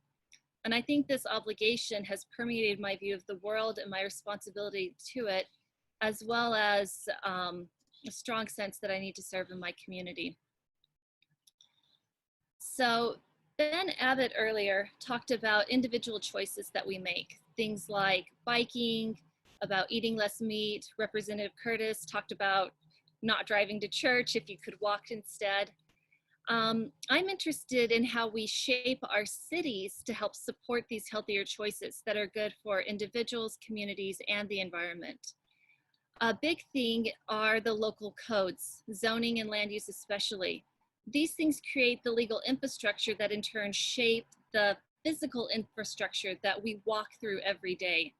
Now, just before me, Tom mentioned the building code. You know, what are the guidelines for how we build our buildings, how efficient they are. But with zoning, we get to think about how dense our communities are. Do we have a house on an acre, or do we have 10 houses on an acre, or are we doing multifamily developments in one area? Is mixed use allowed, or is all shopping removed from the areas where people actually live? How our neighborhoods are organized, whether or not we have accessible grocery shops, whether our streets are set up as complete streets that you can walk on and bike on, or if they're set to prioritize just cars and the flow of traffic. That affects how much energy we use and how we interact with each other in our communities. If our street is set up so that there's no place to cross it and heavy traffic is flowing, there's no way for residents to cross the street, to walk their children to school. That healthier option is taken away from them. So how our communities are built and maintained have a direct effect on how much energy, how many resources each of us has to use when we go about our daily lives. And it also affects the quality of our life, whether or not we have open spaces to use as a public to gather together, whether we have parks or sidewalks that are accessible for people using wheelchairs or strollers. If your community is not walkable, if it's not safe to ride a bike, or if there's no reliable public transportation, you're essentially forced to drive a car to get to work, to go to school, to go grocery shopping, or even to go to church. And that's expensive on a family budget level, and it means that a lot of resources go into getting you around, and that more energy is going into the environment as you're combusting these gasoline and everything. So here in the design of your neighborhood, in your local city code, we have the overlap between social justice, environmental concerns, personal economic considerations, and local city planning. What we do on the local level matters, and we have the opportunity to make the most immediate and meaningful changes in the places that we live. So, how do you change your city? You do it very, very slowly. First, you show up, and a lot of it's meetings, and a lot of them are boring and are only tangentially related to the thing that you care most about. But you go and you get to know people. You volunteer in your neighborhood. You get to know your elected officials. You get to know the city staff, the people on public works and parks and rec, and the planning committee. As you volunteer, not just on your issue, you're developing these relationships with people who are able to make decisions and to implement the decisions. Now, volunteering takes time, and not everyone has the luxury of that time or the freedom to give their time. If you don't have the time, and frankly, a lot of us don't, try to keep in the know and support and encourage the people who are doing the work that you want to have done in your community. So that's the next thing, is to be informed. Now, when I served as the neighborhood chair in my neighborhood here in Provo, I learned that most neighbors did not want to actually come to the meetings. They didn't even want to know what happened or bother to read the emails that summarized the reports and the meetings that we'd gone to. What they wanted was to be able to just take everything for granted, to know that somebody else knew what was going on and that they could go to them and complain whenever they were unhappy. Complaining ends up being a big part of the communication that I received. Most of it's not well informed. It's based on speculation or suspicion, inadequate information, or faulty premises. And a lot of times these complaints could not be resolved with more information. But a lot of times we feel that complaining is the only thing we can do, because if you do take time to get informed and propose a rational solution to a problem you have, say you want a speed bump because cars are going too fast and it's not safe for kids, you get dismissed out of hand. It can be very hard to get citizen suggestions to be taken seriously or considered by anyone who has the authority to make change. Because usually it's not just one person you need to convince, it's many people in many different departments. It takes being well educated on the issue and being patient and persistent. You have to work to educate yourself and then your officials and other decision makers. And this is a very gradual process. You have to have a big picture in mind, but you work in incremental steps. Yesterday, I was riding my bike to work. This is about a 3-mile ride. And I realized as I was riding up that the entire route that I was going had painted bike markings, and that there were 3 intersections that included a bike signal. When I moved here 11 years ago, none of that existed.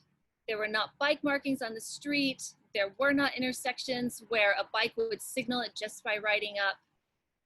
Slowly, gradually, through persistent effort, our bike community has managed to strengthen this infrastructure. And since we've done that, I've been able to see more families riding bikes on our quiet city streets than I did 10 years ago. I see commuters on bikes, scooters, hoverboards, going by my house all the time because I live by one of these intersections. This change has happened and it's still happening. The infrastructure that we've been able to build has made it possible for people to feel safer biking in our city. And as people feel safer, more people are riding their bikes. And as more people ride their bikes, the city feels justified in building additional infrastructure, in painting more of these bike lanes and so on. And we still have to advocate for it. We still have to push and make sure that our projects don't get lost. But now we can point to the results in our own community instead of just pointing to the examples of other cities. It was harder first when there was much less. We had to have vision and we had to communicate that. The best way to do this, I think, is to maybe find a good role model, somebody who's already working in your community and doing this. Here in Provo, we've got Don Jarvis, who is a retiree who has been working for years with great energy on sustainability and natural resources. And I got to work with him on the sustainability committee for several years. And he does not stop. Aaron Scablin works with the Provo Bike Committee. This started as a committee that advised the city government, and now it's the own nonprofit Provo Bike, or Bike Walk Provo. All of these things have grown and developed and have been spaces, or these people have created space for more people to come in and learn and advocate. And as we've advocated here, our city has gotten better. And as you spend time volunteering and working, you become trusted as somebody who knows what's going on. And when your city official, say your mayor, is interested in doing a project that will impact your neighborhood, they'll talk to you about it. So by doing this slow work of building your voice and volunteering and putting in the time, you're able to have influence. And with that, you can shape your community. You can work to change the way cities are planned, or your city is planned, so that it is more friendly for families, and that will help it to be better for the environment. All right, that's my spiel. Thanks so much, Rachel. We have a few questions that have come in from our listeners, and I'm going to start with one. And I think this is a really common question people have.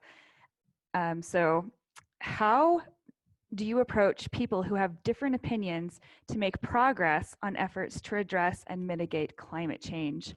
Let me send that one to you, Tom, first. Great question. And taking it to the small things that make great things happen, I'd probably initiate a conversation about their own home and see what kind of energy use that they have, and try to illustrate a couple ways where they could maybe save $10 a month, and want to draw again the economic extrapolation from economic savings to what that's actually going to mean. So the conversation starts it all begins at home.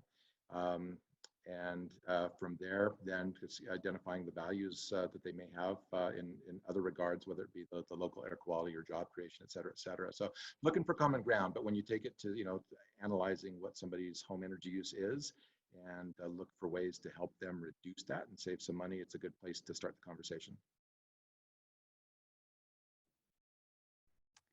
Thanks, Tom. That kind of goes back to what the congressmen were talking about earlier today as well, just going down to the base values. Rachel, do you have any thoughts on that? Yeah, when I'm talking to somebody who has very different things, you just start from the place where you've got commonalities. So here in Provo, I know a lot of people are not supportive of bike infrastructure. They think it's silly and it slows down cars. And but if you talk about your kids and the kids being able to ride their bikes, to play with their friends, that's a pretty common thing that everybody wants to have. So talking about supporting families and communities, and then they can start to see how this can help that instead of only cause what they see as a harm. It's just about finding areas where you can build together and support their interests that they share with you. Thanks, Rachel. And Tarua, do you have any comments on this? All right, is this the question that we're talking about? Yeah, just how do you build common ground with people who have different opinions about the climate crisis? I love the who was it? One of the congressmen's answer to that, where don't let that stop you from being able to share the message that because we do come from different perspectives in life, and we've lived life differently, and if we're able to just not let that like degree style motivation in it, that will be able, and also to be able to have an open-minded. I feel like having an open-minded, even though you disagree with what they believe in, is there's always room for learning. Thanks for that perspective, Tarua. We have another question, and this one's directed mainly toward Tom, but I think it gets at an interesting point. This person says, I've seen feedback on the clean energy shift criticizing the physical resources, mining, land use, etc. We will need to build more renewables. For those that are worrying, how can we transition in the best way possible, avoiding excess environmental degradation as we build a new clean energy system? Great question. And Tom, you are hard to hear. Can you turn up your microphone? Probably want to turn off the mic. Is that any better? And I apologize for looming into the, let's see if we can, how is that okay? Yeah, better? That's a lot better. Okay, my apologies for being the glaring head in the screen. But we're looking at even brownfields and abandoned mines as potential sites for renewable energy development. Also, distributed generation is putting the clean energy resources directly into communities where energy is used. Lastly, and I'll submit this in terms of studies, there are a couple of organizations such as the Union of Concerned Scientists that analyze energy technologies on a life cycle basis. So certainly manufacturing photovoltaics and other clean energy technologies does use resources, but looking at the carbon footprint on a life cycle basis, clean energy technologies do perform much, much better. So I'd like to maybe reference some studies and get that out to the group as a follow-up. That would be great. Thanks so much, Tom. We're going to do one more question and wrap up a little more on schedule. The last question is, we'd like to hear some really specific examples of something each of you have done and are proud of doing to tackle an environmental problem and get the results you were seeking. So you're still on, Tom. You can go ahead and answer that one. So one that's coming up, October 7th, if you didn't know, is the National Energy Efficiency Day. And I'm pleased that we're working with a rural school on a lighting retrofit project. So we're going to put in LED lighting that is going to pay for itself in under a year. So the school is going to save $10,000 a year on energy costs and go to better places such as teachers or, just where the education dollars are needed. So I'm really excited about that and huge opportunities in schools to save energy and money. And that's one of my personal passions. Thanks. That's great, Tom. I love all the wins with that one. Taru, do you have a comment on that?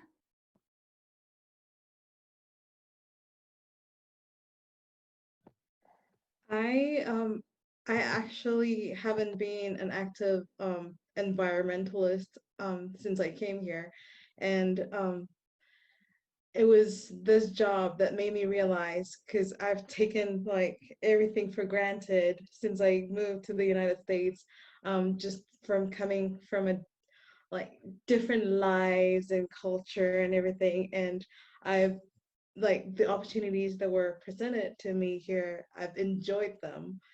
And just thinking back, how I was able to get to this was from an article that was written by the BYU magazine. And I did mention about where I'm coming from in Kiribati and what are the stakes for the Kiribati people and due to climate change. And that made me realize that there's actually, we've been doing things, my people have been doing things that I've taken for granted. And I hope, I'm just calling myself out here, but I hope that I'm able to be able to help in some way to be able to participate in some way or another to be able to support the cause. Thank you, Taru. And I think certainly this is as we're all in different phases of life, we have different capacities and different priorities, and I don't think all of us can be doing all the things at all the times. So We appreciate your work. Rachel, do you want to finish us off on that one? Yeah, so my story started when I moved into this house 11 years ago. There was a crosswalk to cross the street in front of my house, which is the state highway, super busy. We'd been here for 2 or 3 months, and a road crew went and ground out the crosswalk. There was no longer a crosswalk to cross the street because they said it was not safe enough because the traffic was too heavy and the crosswalk created an illusion of safety that wasn't justified. And so I started talking to everybody I could. I'm like, if this isn't safe, we need something because this neighborhood is cut off from the school.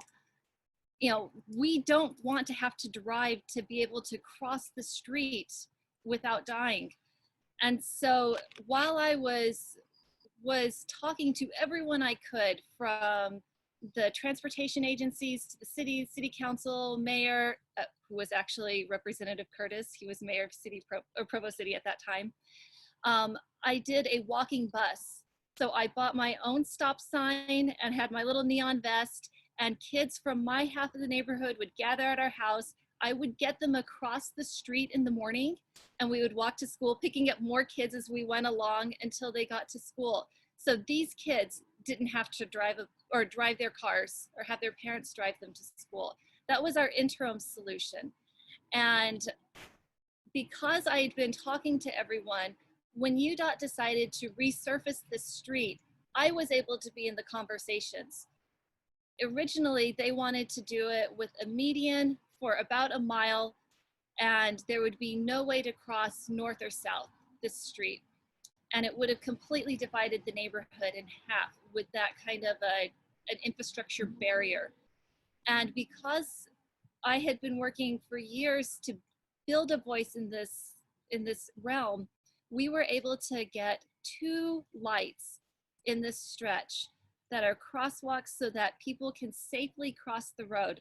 I don't have an elementary school student anymore, but now all of the kids from this neighborhood can push a light and safely cross the street with their families, or they can go on their own to go play with their kids in the other half of the neighborhood.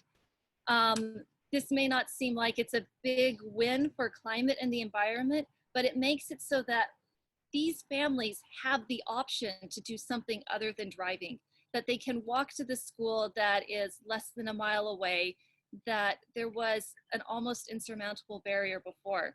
So it took many, many years, but I'm still so happy that it's happened. Thanks so much, Rachel. And it's been great to hear from all of our panelists who have really contributed in real ways to the conversations that they've been involved in, and shown that a lot of this isn't hopeless, that incremental change is possible and something we can be actively involved in.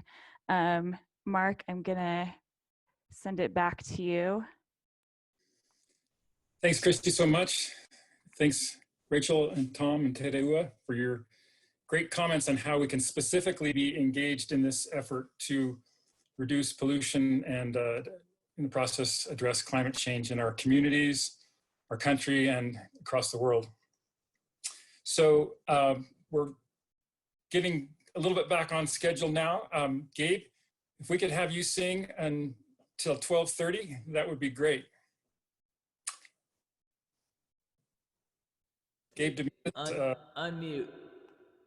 There you go. Sweet. Can you go till 12:30, Gabe? Yeah, sounds good. Thank you. Okay. Sweet. This first song, I always thought it'd make a pretty good alternative national anthem. There's so many great songs that'd be great alternative national anthems, but maybe we each get our own personal anthems. This is one of 100 or so of mine, and I hope you like it too. It's about identifying with the natural world and resonating in that sort of that kinship bond. Birds flying high, you know how I feel. Sun in the sky, you know how I feel. Breeze drifting on by, you know how I feel.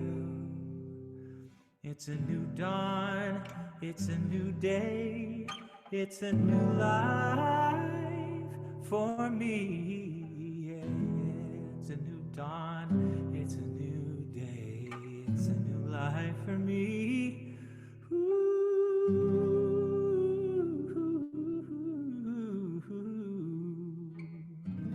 And I'm feeling good.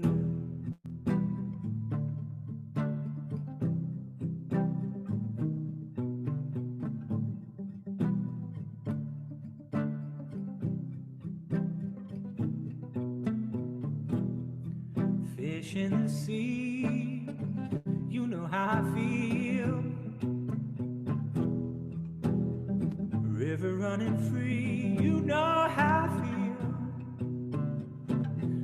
Blossom on the tree, you know how I feel.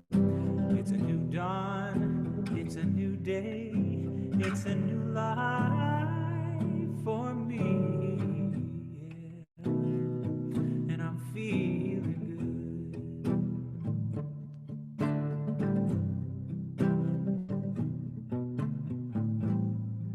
Dragonfly out in the sun, you know what I mean, don't you know? Your butterflies all having fun, you know what I mean. I mean, sleep in peace till day is done, that's what I mean. And this old world is a new world, and a bold world for me. And I'm feeling good.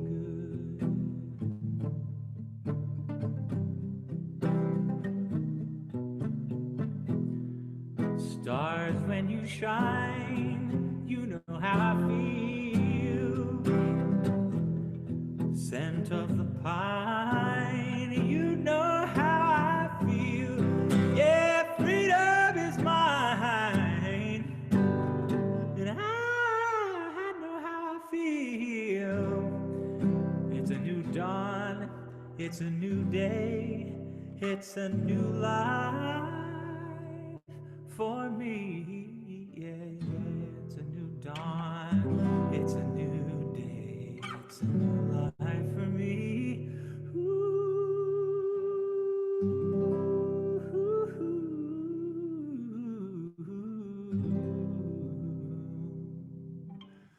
And I'm feeling good.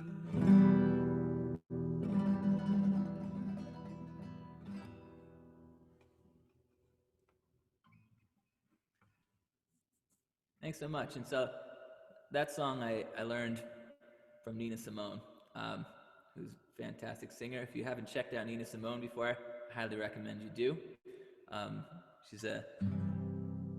She's a pillar of American soul music. So Juilliard trained classical pianist also.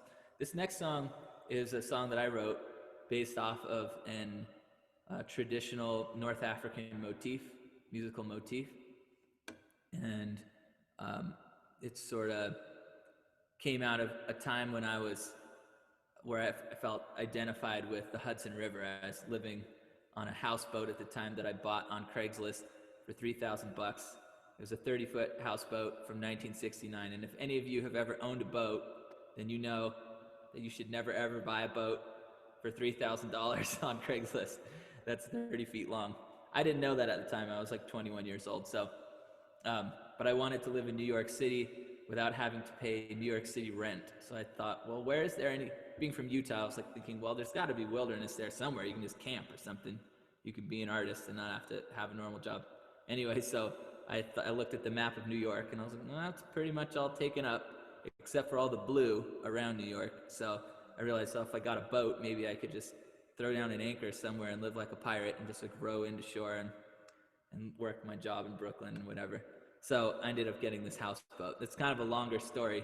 I'd be happy to tell you sometime. But this was about the Hudson River and just kind of praising the Hudson, praising love on the Hudson, and that sort of identity, that familial identity with the person who I was in a relationship with at the time, and the Hudson River, and the sort of inseparability of the two. Up here.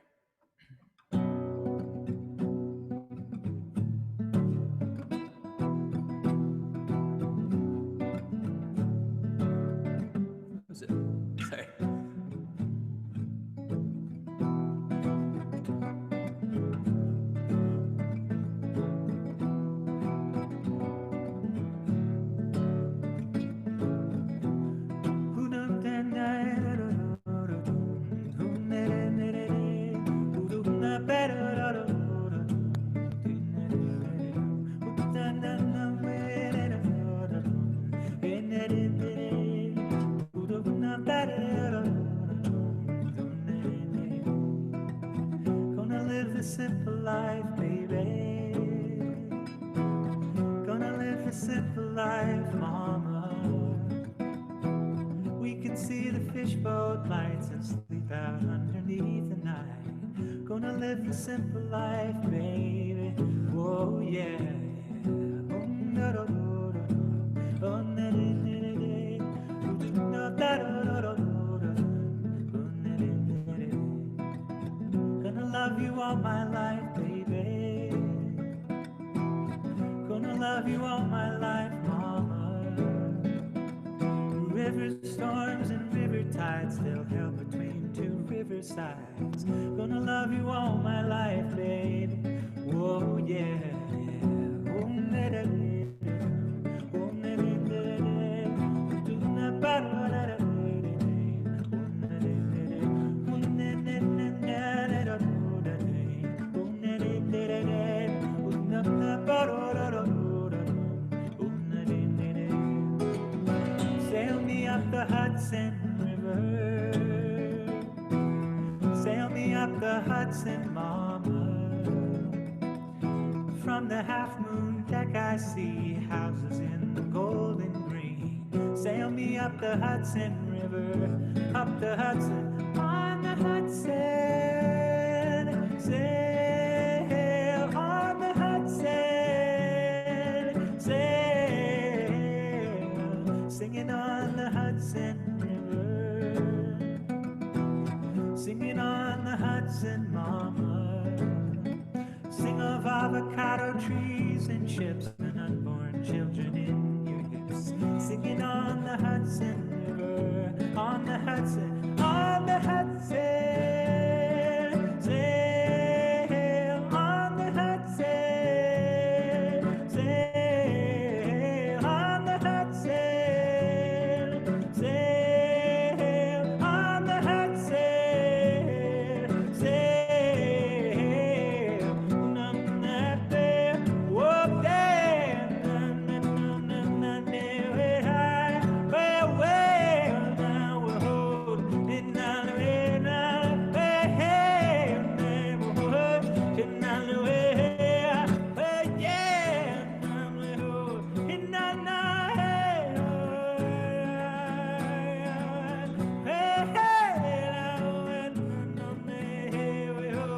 There's a five-piece gospel band inside the heart of every man. Sail me up the Hudson River. Sail me up the Hudson. Yeah, yeah, yeah.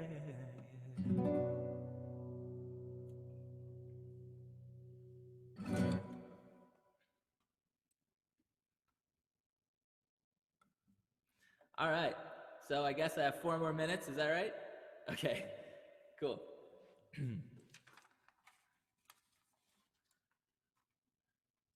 Let's see here.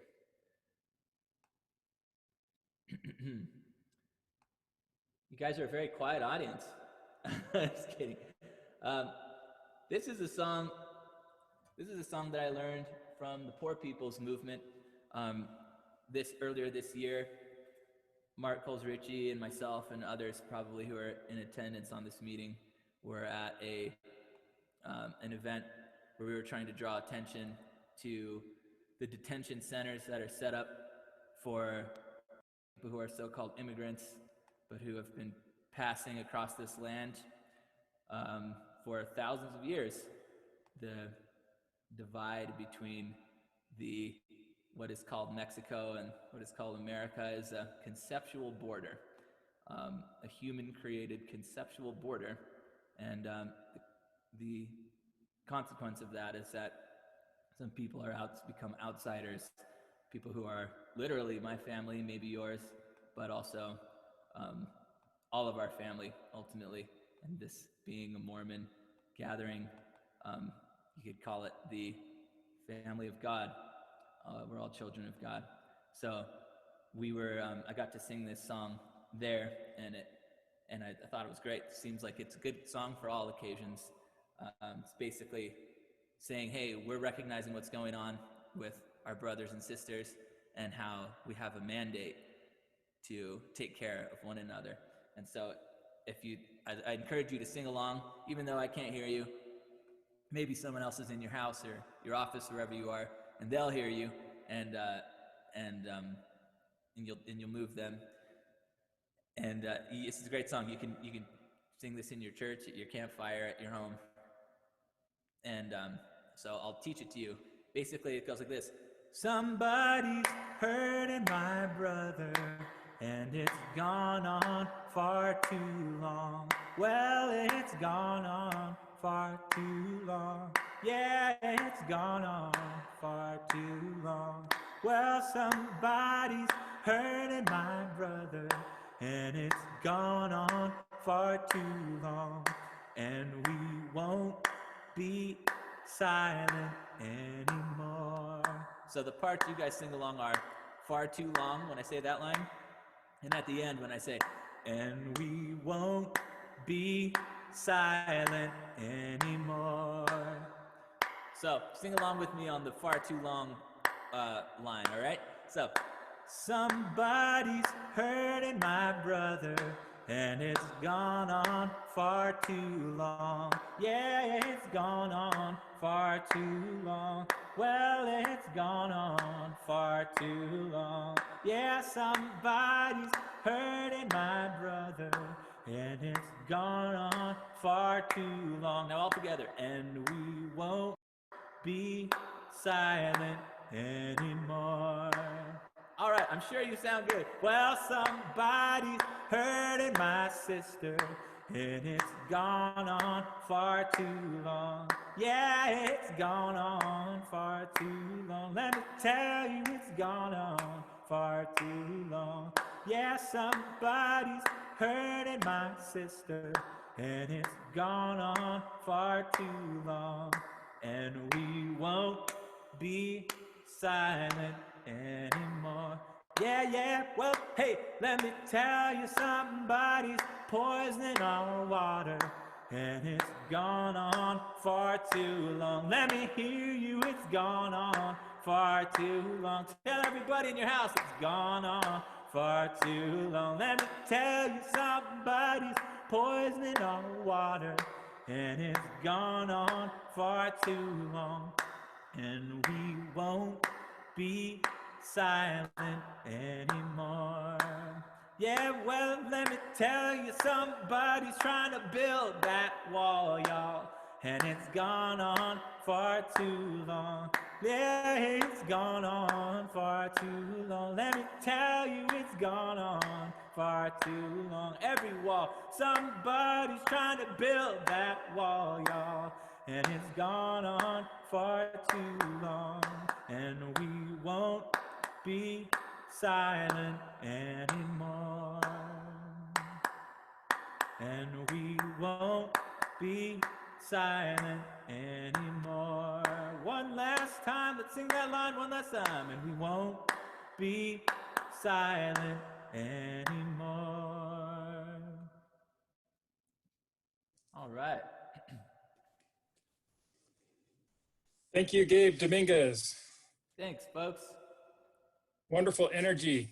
Appreciate you singing and bringing a great feeling to our meeting today. You'll get to hear Gabe one more time right at the end. But now it's my opportunity to speak for a little bit. I'm not going to take too much time. I'm glad that I was able to give some of my time to some of the previous speakers that were so great.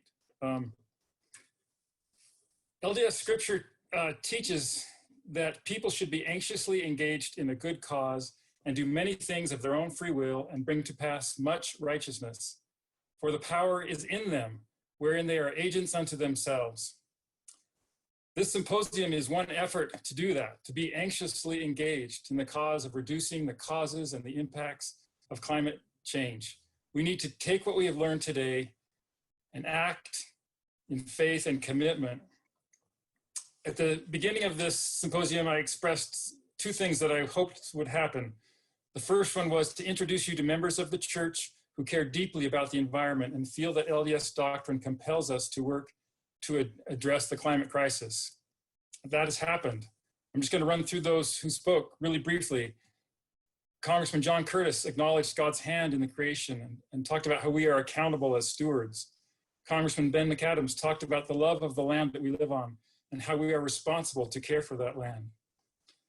Dr. Paul Cox talked about how the earth is sacred, it has a spirit, and plants and animals have spirits. And as we understand those things, we should care for the creation and be stewards of these earthly blessings. Ben Abbott talked about how we are humans. As humans, we are integrated into nature. We're not separate from nature. And we are a powerful force for good or for bad. It's a force that's hard to control. We've made progress, but there are still so many problems and a dire health crisis that impacts us because of pollution. And we have a responsibility to our brothers and sisters to reduce those impacts. Farina King, a scholar of history and indigenous studies, talked about how Native people are connected to the land, and family is such a strong part of that connection to the land as part of her Dene culture and her understanding and belief in LDS doctrine. She talked about the importance of beauty and balance and harmony as we experience the natural world that is part of us. Terua Kainatoka, a teacher of Kiribati studies, talked about the impacts that the island nations are experiencing as sea level rises. And she talked about maintaining hope in spite of the challenges that we face. Tom Polikalis talked about his efforts to advocate for clean and efficient energy and the enormous benefits that come from that, the financial, the health, and the environmental benefits as we promote policy to reduce pollution and climate impacts.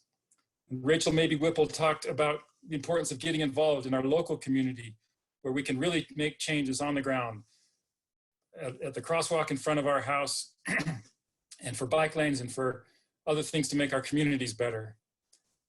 These are inspiring messages that we've heard today. I'm so grateful to have heard them, and I hope you have been inspired to do things differently or to do things better in your life to help reduce the impacts of climate change. I encourage you to write down some ideas today and work on those. I encourage you to share what you've learned at this symposium with friends and family and church members and in church settings. I encourage you to take children out into nature often.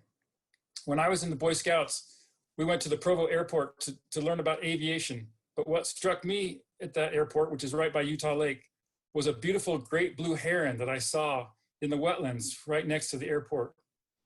As we take children to nature, they are inspired and in awe at the natural world around them. Talk to your elected officials and tell them what you're concerned about. Engage in the political process. And as we do these things, we can help address the climate crisis that we're in. After the symposium, I encourage you to follow us on social media. We're on Facebook at Mormon Environmental Stewardship Alliance and on Instagram and Twitter at MESA Stewardship. We asked you to consider joining MESA, which you can do on our website, mesastewardship.org. That way you can learn about what we are doing to address the climate crisis, and you can help us in that effort. You'll be getting an email from us, and you can communicate with us what your interests and desires are in getting involved in this work. Now it's my pleasure to introduce our final speaker. We're almost back on track. So Erica Evans will speak to us until just before 1 o'clock. Erica Evans is a reporter at the Deseret News for the In-Depth team. In addition to working at the Stanford Daily student newspaper for 3 years, Erica completed internships at Reuters, the Los Angeles Times, the Cipher Brief, and the San Francisco Chronicle. At the Deseret News, Erica has covered a diversity of topics, including the opioid epidemic, mental health, and immigration.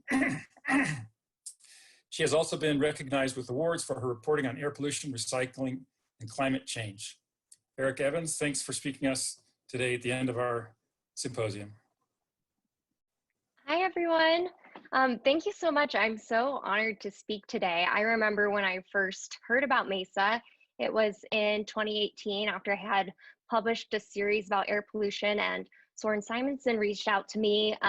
We met up at a coffee shop, and I was just so Thrilled to find out that there was a group of Latter-day Saints or Mormons who were engaged with these environmental issues.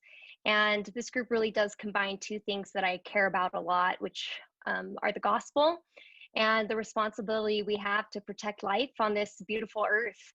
Or rather, it doesn't connect those, but it draws attention to the connection that is already there. I really enjoyed the speeches today, and I really have been inspired by everyone's faith and knowledge on these topics. I suppose I was asked to speak because I'm a reporter at the Deseret News, and I've written a little bit about the environment. I would call myself an aspiring environmentalist. I'm also a journalist and a Latter-day Saint. So I'm gonna try and share my screen here.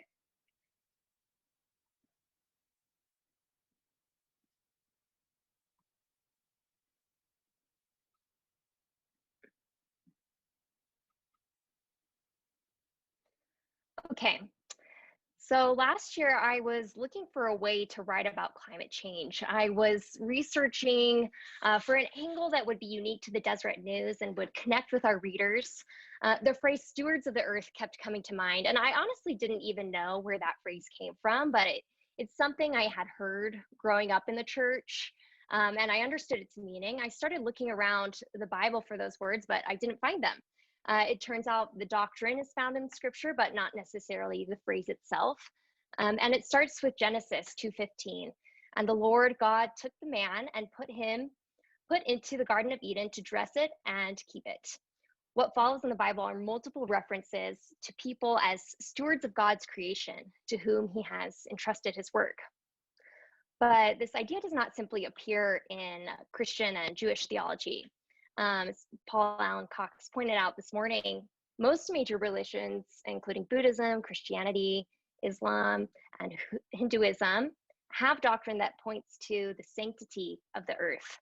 The Quran says, "Do you not see that Allah has made what is in the heaven and earth subservient to you and made complete to you his favors outwardly and inwardly?" Another passage reads, "And the earth, we spread it out and cast therein firmly set mountains, and we have made to grow therein of all beautiful kinds, to give sight and as a reminder to every servant who turns to Allah." One Hindu text says, "The entire universe is to be looked upon as the Lord." Another passage in another text kind of clarifies that. "Ether, air, fire, water, earth, planets, all creatures, directions, trees, and plants, rivers and seas, they are all organs of God's body. Remembering this, a devotee respects all species."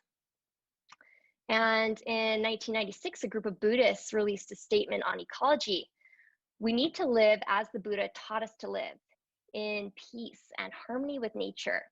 But this must start with ourselves. If we are going to save this planet, we need to seek a new ecological order, to look at the life we lead and then work together for the benefit of all.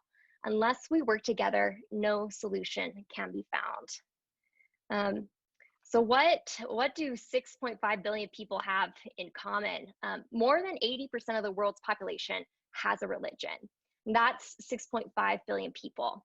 And 6 billion of those people are adherents to the 4 biggest religions, which I have already touched on.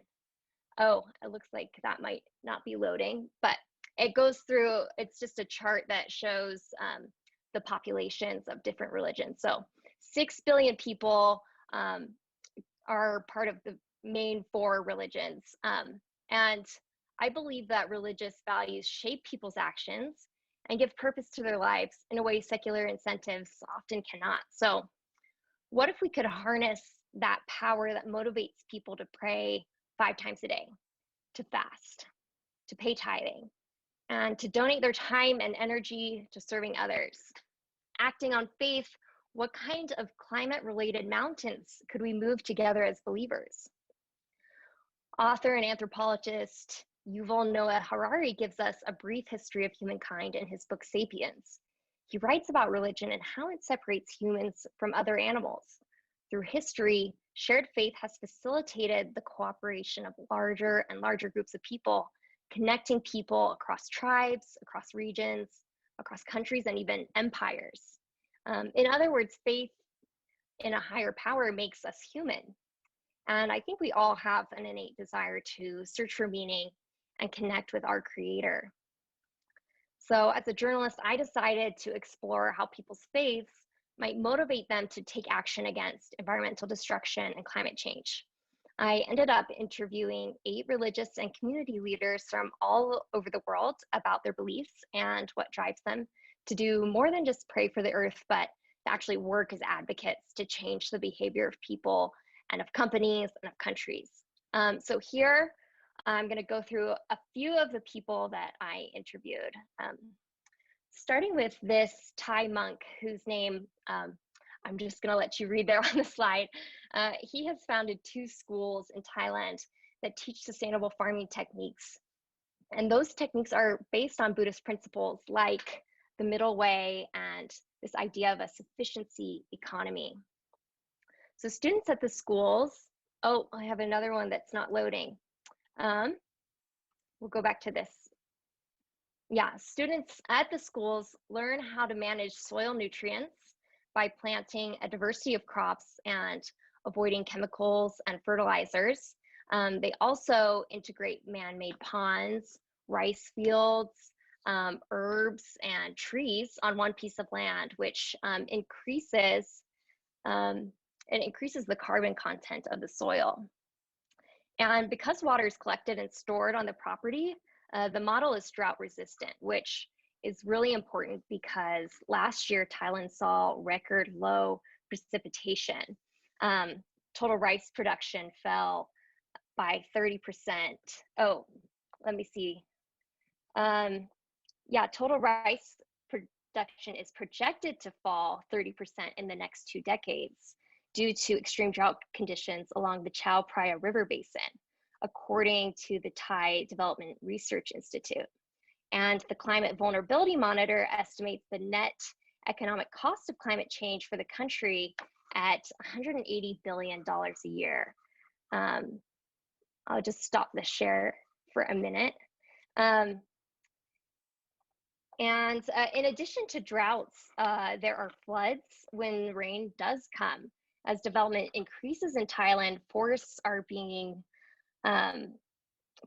cleared for the mass monocropping of plants like corn and sugarcane.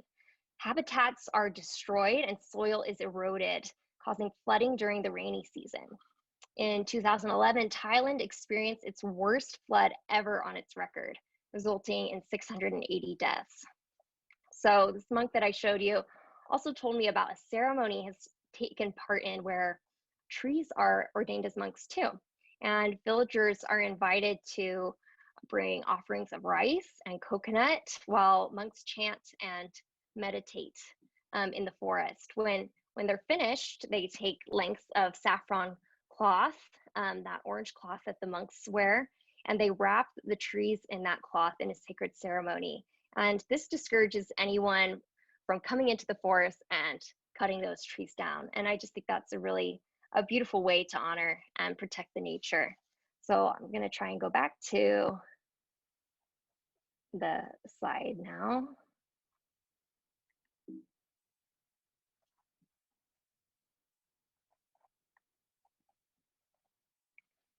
Okay, this is Nandita Krishna from Chennai, India.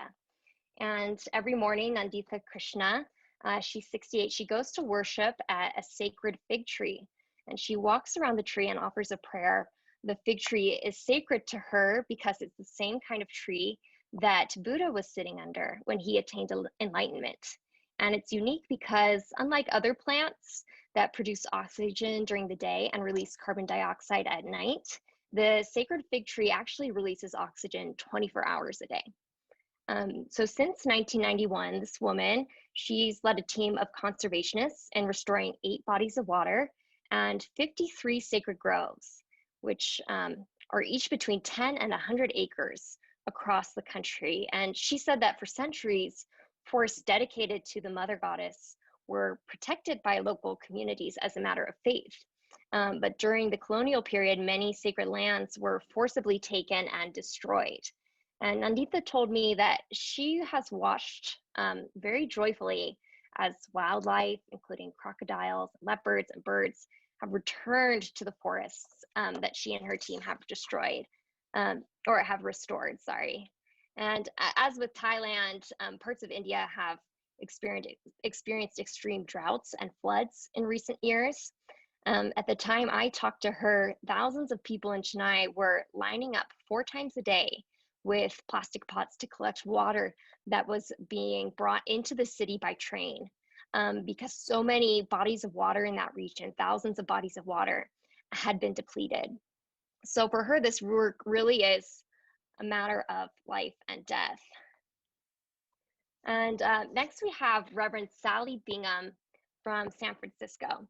And my favorite quote from her was, "Everyone who believes in God is an environmentalist. They just might not know it yet." And in the 80s, Reverend Bingham started learning about environmental degradation, things like overfishing, deforestation, the contamination of food and water sources. And at her church, the congregation would regularly pray for reverence of the earth. But no one was really doing anything to stop the damage. So she started to feel like these Christians were hypocrites.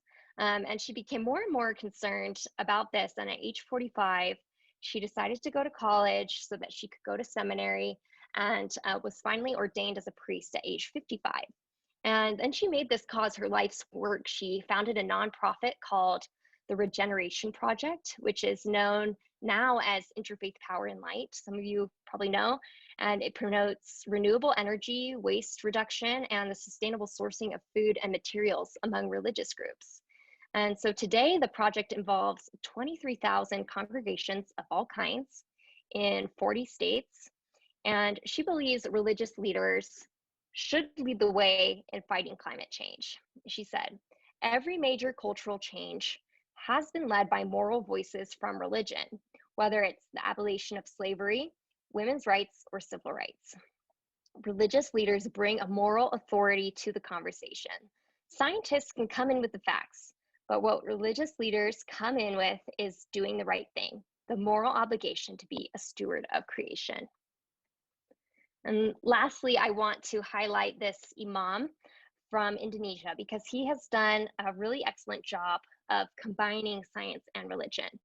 And he's from the island Borneo, which is a real hotspot for carbon emissions and deforestation. That's because palm oil trees are the main crop there. And much of the island's natural forests have been slashed and burned to make way for these plants, which are in high demand by overseas corporations that use them to produce everything from makeup to snack foods.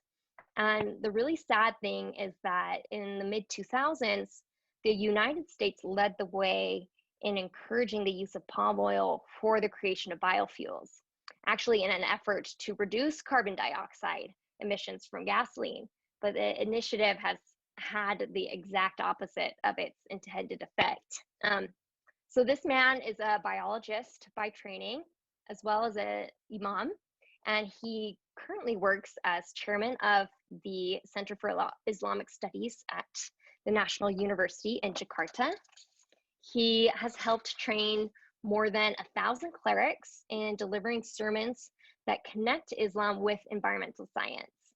And one of his major accomplishments was working with the Indonesian Council of Ulama to issue a fatwa, which is an official ruling on a point of Islamic law that prohibits the burning of land and forest. And in the past 4 years since that's been issued, the number of hotspots has successfully declined as a result of that edict and government initiatives.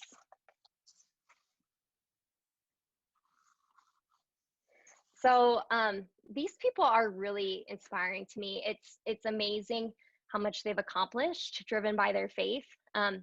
Representative McAdams mentioned this morning that some people use religion as an excuse not to care about climate change and the environment. Some religious people actually question scientific evidence that humans are to blame because they believe these changes are God's will and just part of a natural cycle. But there is no denying what's happening. In the last century, the global average surface temperature has increased by more than 1.5 degrees Fahrenheit. The heat is melting glaciers, threatening coastal communities as Sea levels rise 0.13 inches a year, and otherwise wreaking havoc on weather patterns. So the question is, what are we going to do about it? I think the pursuit of a greener life on an individual level is not unlike our pursuit to live more virtuously. So at the Deseret News, I've had the opportunity to do a number of environmental challenges and to document my experience.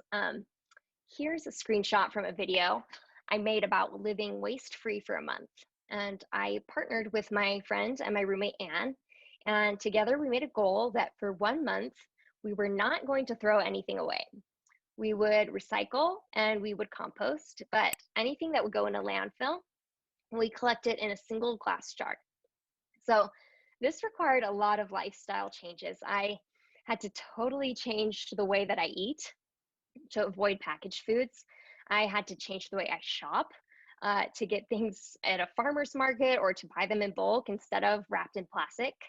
I tried tablet toothpaste where you chew it up and you add water to make it pasty. And I switched to waste-free menstrual products, which was quite the adjustment. And the experiment also required a lot of thinking ahead, a lot of planning ahead. Luckily, there were some models that we could look to for inspiration. And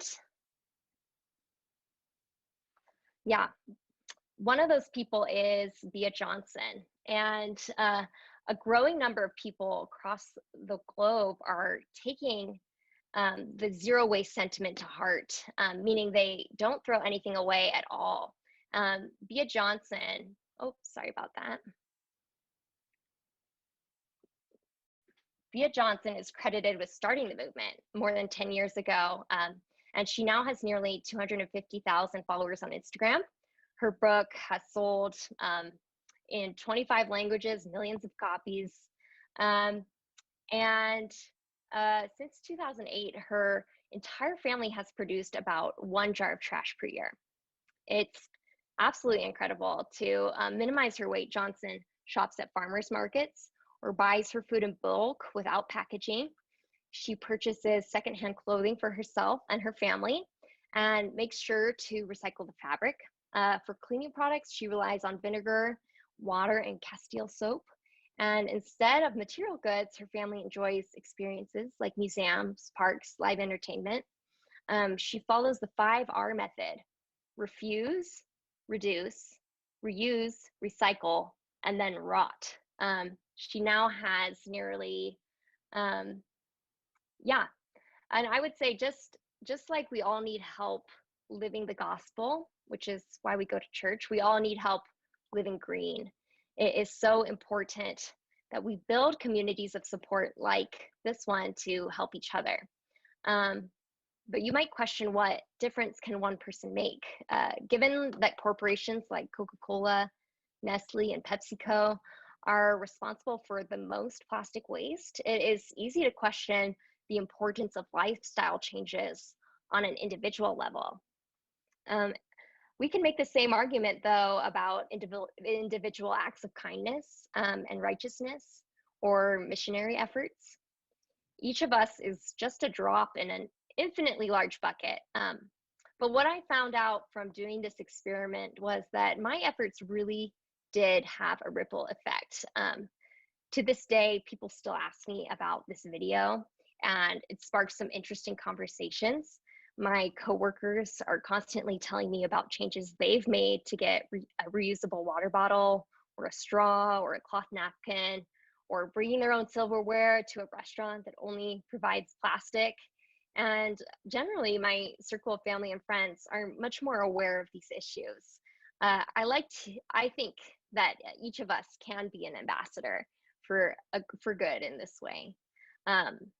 So the average person makes 4.5 pounds of trash per day. That's 1,600 pounds per year, or the weight of a cow. And stacked to end to end, that would reach the height of the Leaning Tower of Pisa. And so if everybody in Salt Lake City cut their waste by just 1 pound a day, the trash saved would equal the weight of a blue whale. every single day. So that's a blue whale's weight worth of trash that would be kept out of our landfill. Here is what our jar looked like at the end of the month. You can see a few wrappers, a lot of stickers from fruit and vegetables, a razor, a mascara tube, some other random items. So this was 2 people's trash for a whole month. And I was honestly really proud of this. Now I have to admit, after this experiment, I went right back to throwing stuff away. There were a few habits that stuck, like using reusable containers when I'm packing food. But for the most part, I did revert to my old ways, unfortunately. The same was true after this experiment. This was in 2018. I went a week without a car, and it was quite the challenge to get everywhere I needed to be, from Salt Lake to Provo, at all hours of the day and night. I took the bus, tracks, front runner, rode my bike, took one of those electric scooters. I did a lot of walking. I found that there was a lot of infrastructure missing, but in the places where those bike lanes, bus stops, sidewalks were in place, it made my life so much easier. So I don't take the bus every day anymore, but the experiment did open my mind to the possibilities of public transportation. And whereas previously I had never thought about taking the bus or riding my bike anywhere, I've done it periodically since then. I've had other people contact me and tell me that this video that I made of this experience inspired them to take an alternative mean of transportation as well. So it's easy to get bogged down in this idea that we can't be perfect. It seems that no matter what we do in this modern world, there will be some negative environmental repercussion. When we buy an electric car, we learn about the emissions that go into making a battery. When we buy a reusable water bottle, it might be shipped to us from the other side of the world. It seems like no matter what we do, we can't win. But much like our individual spirituality, I think the direction we're headed in matters as much or more than where we are currently. No matter how much I sin, I never stop trying to repent and be a better person. And no matter how bad I am about trash or transportation, I'm constantly trying to make the greener choice when I'm presented with the option. I try to minimize the meat I eat. I try to reuse things I own instead of buying new ones. And I have goals to make continued changes in my life. So if we're making these small adjustments in our lives, it will accelerate the overall pace of change for everyone.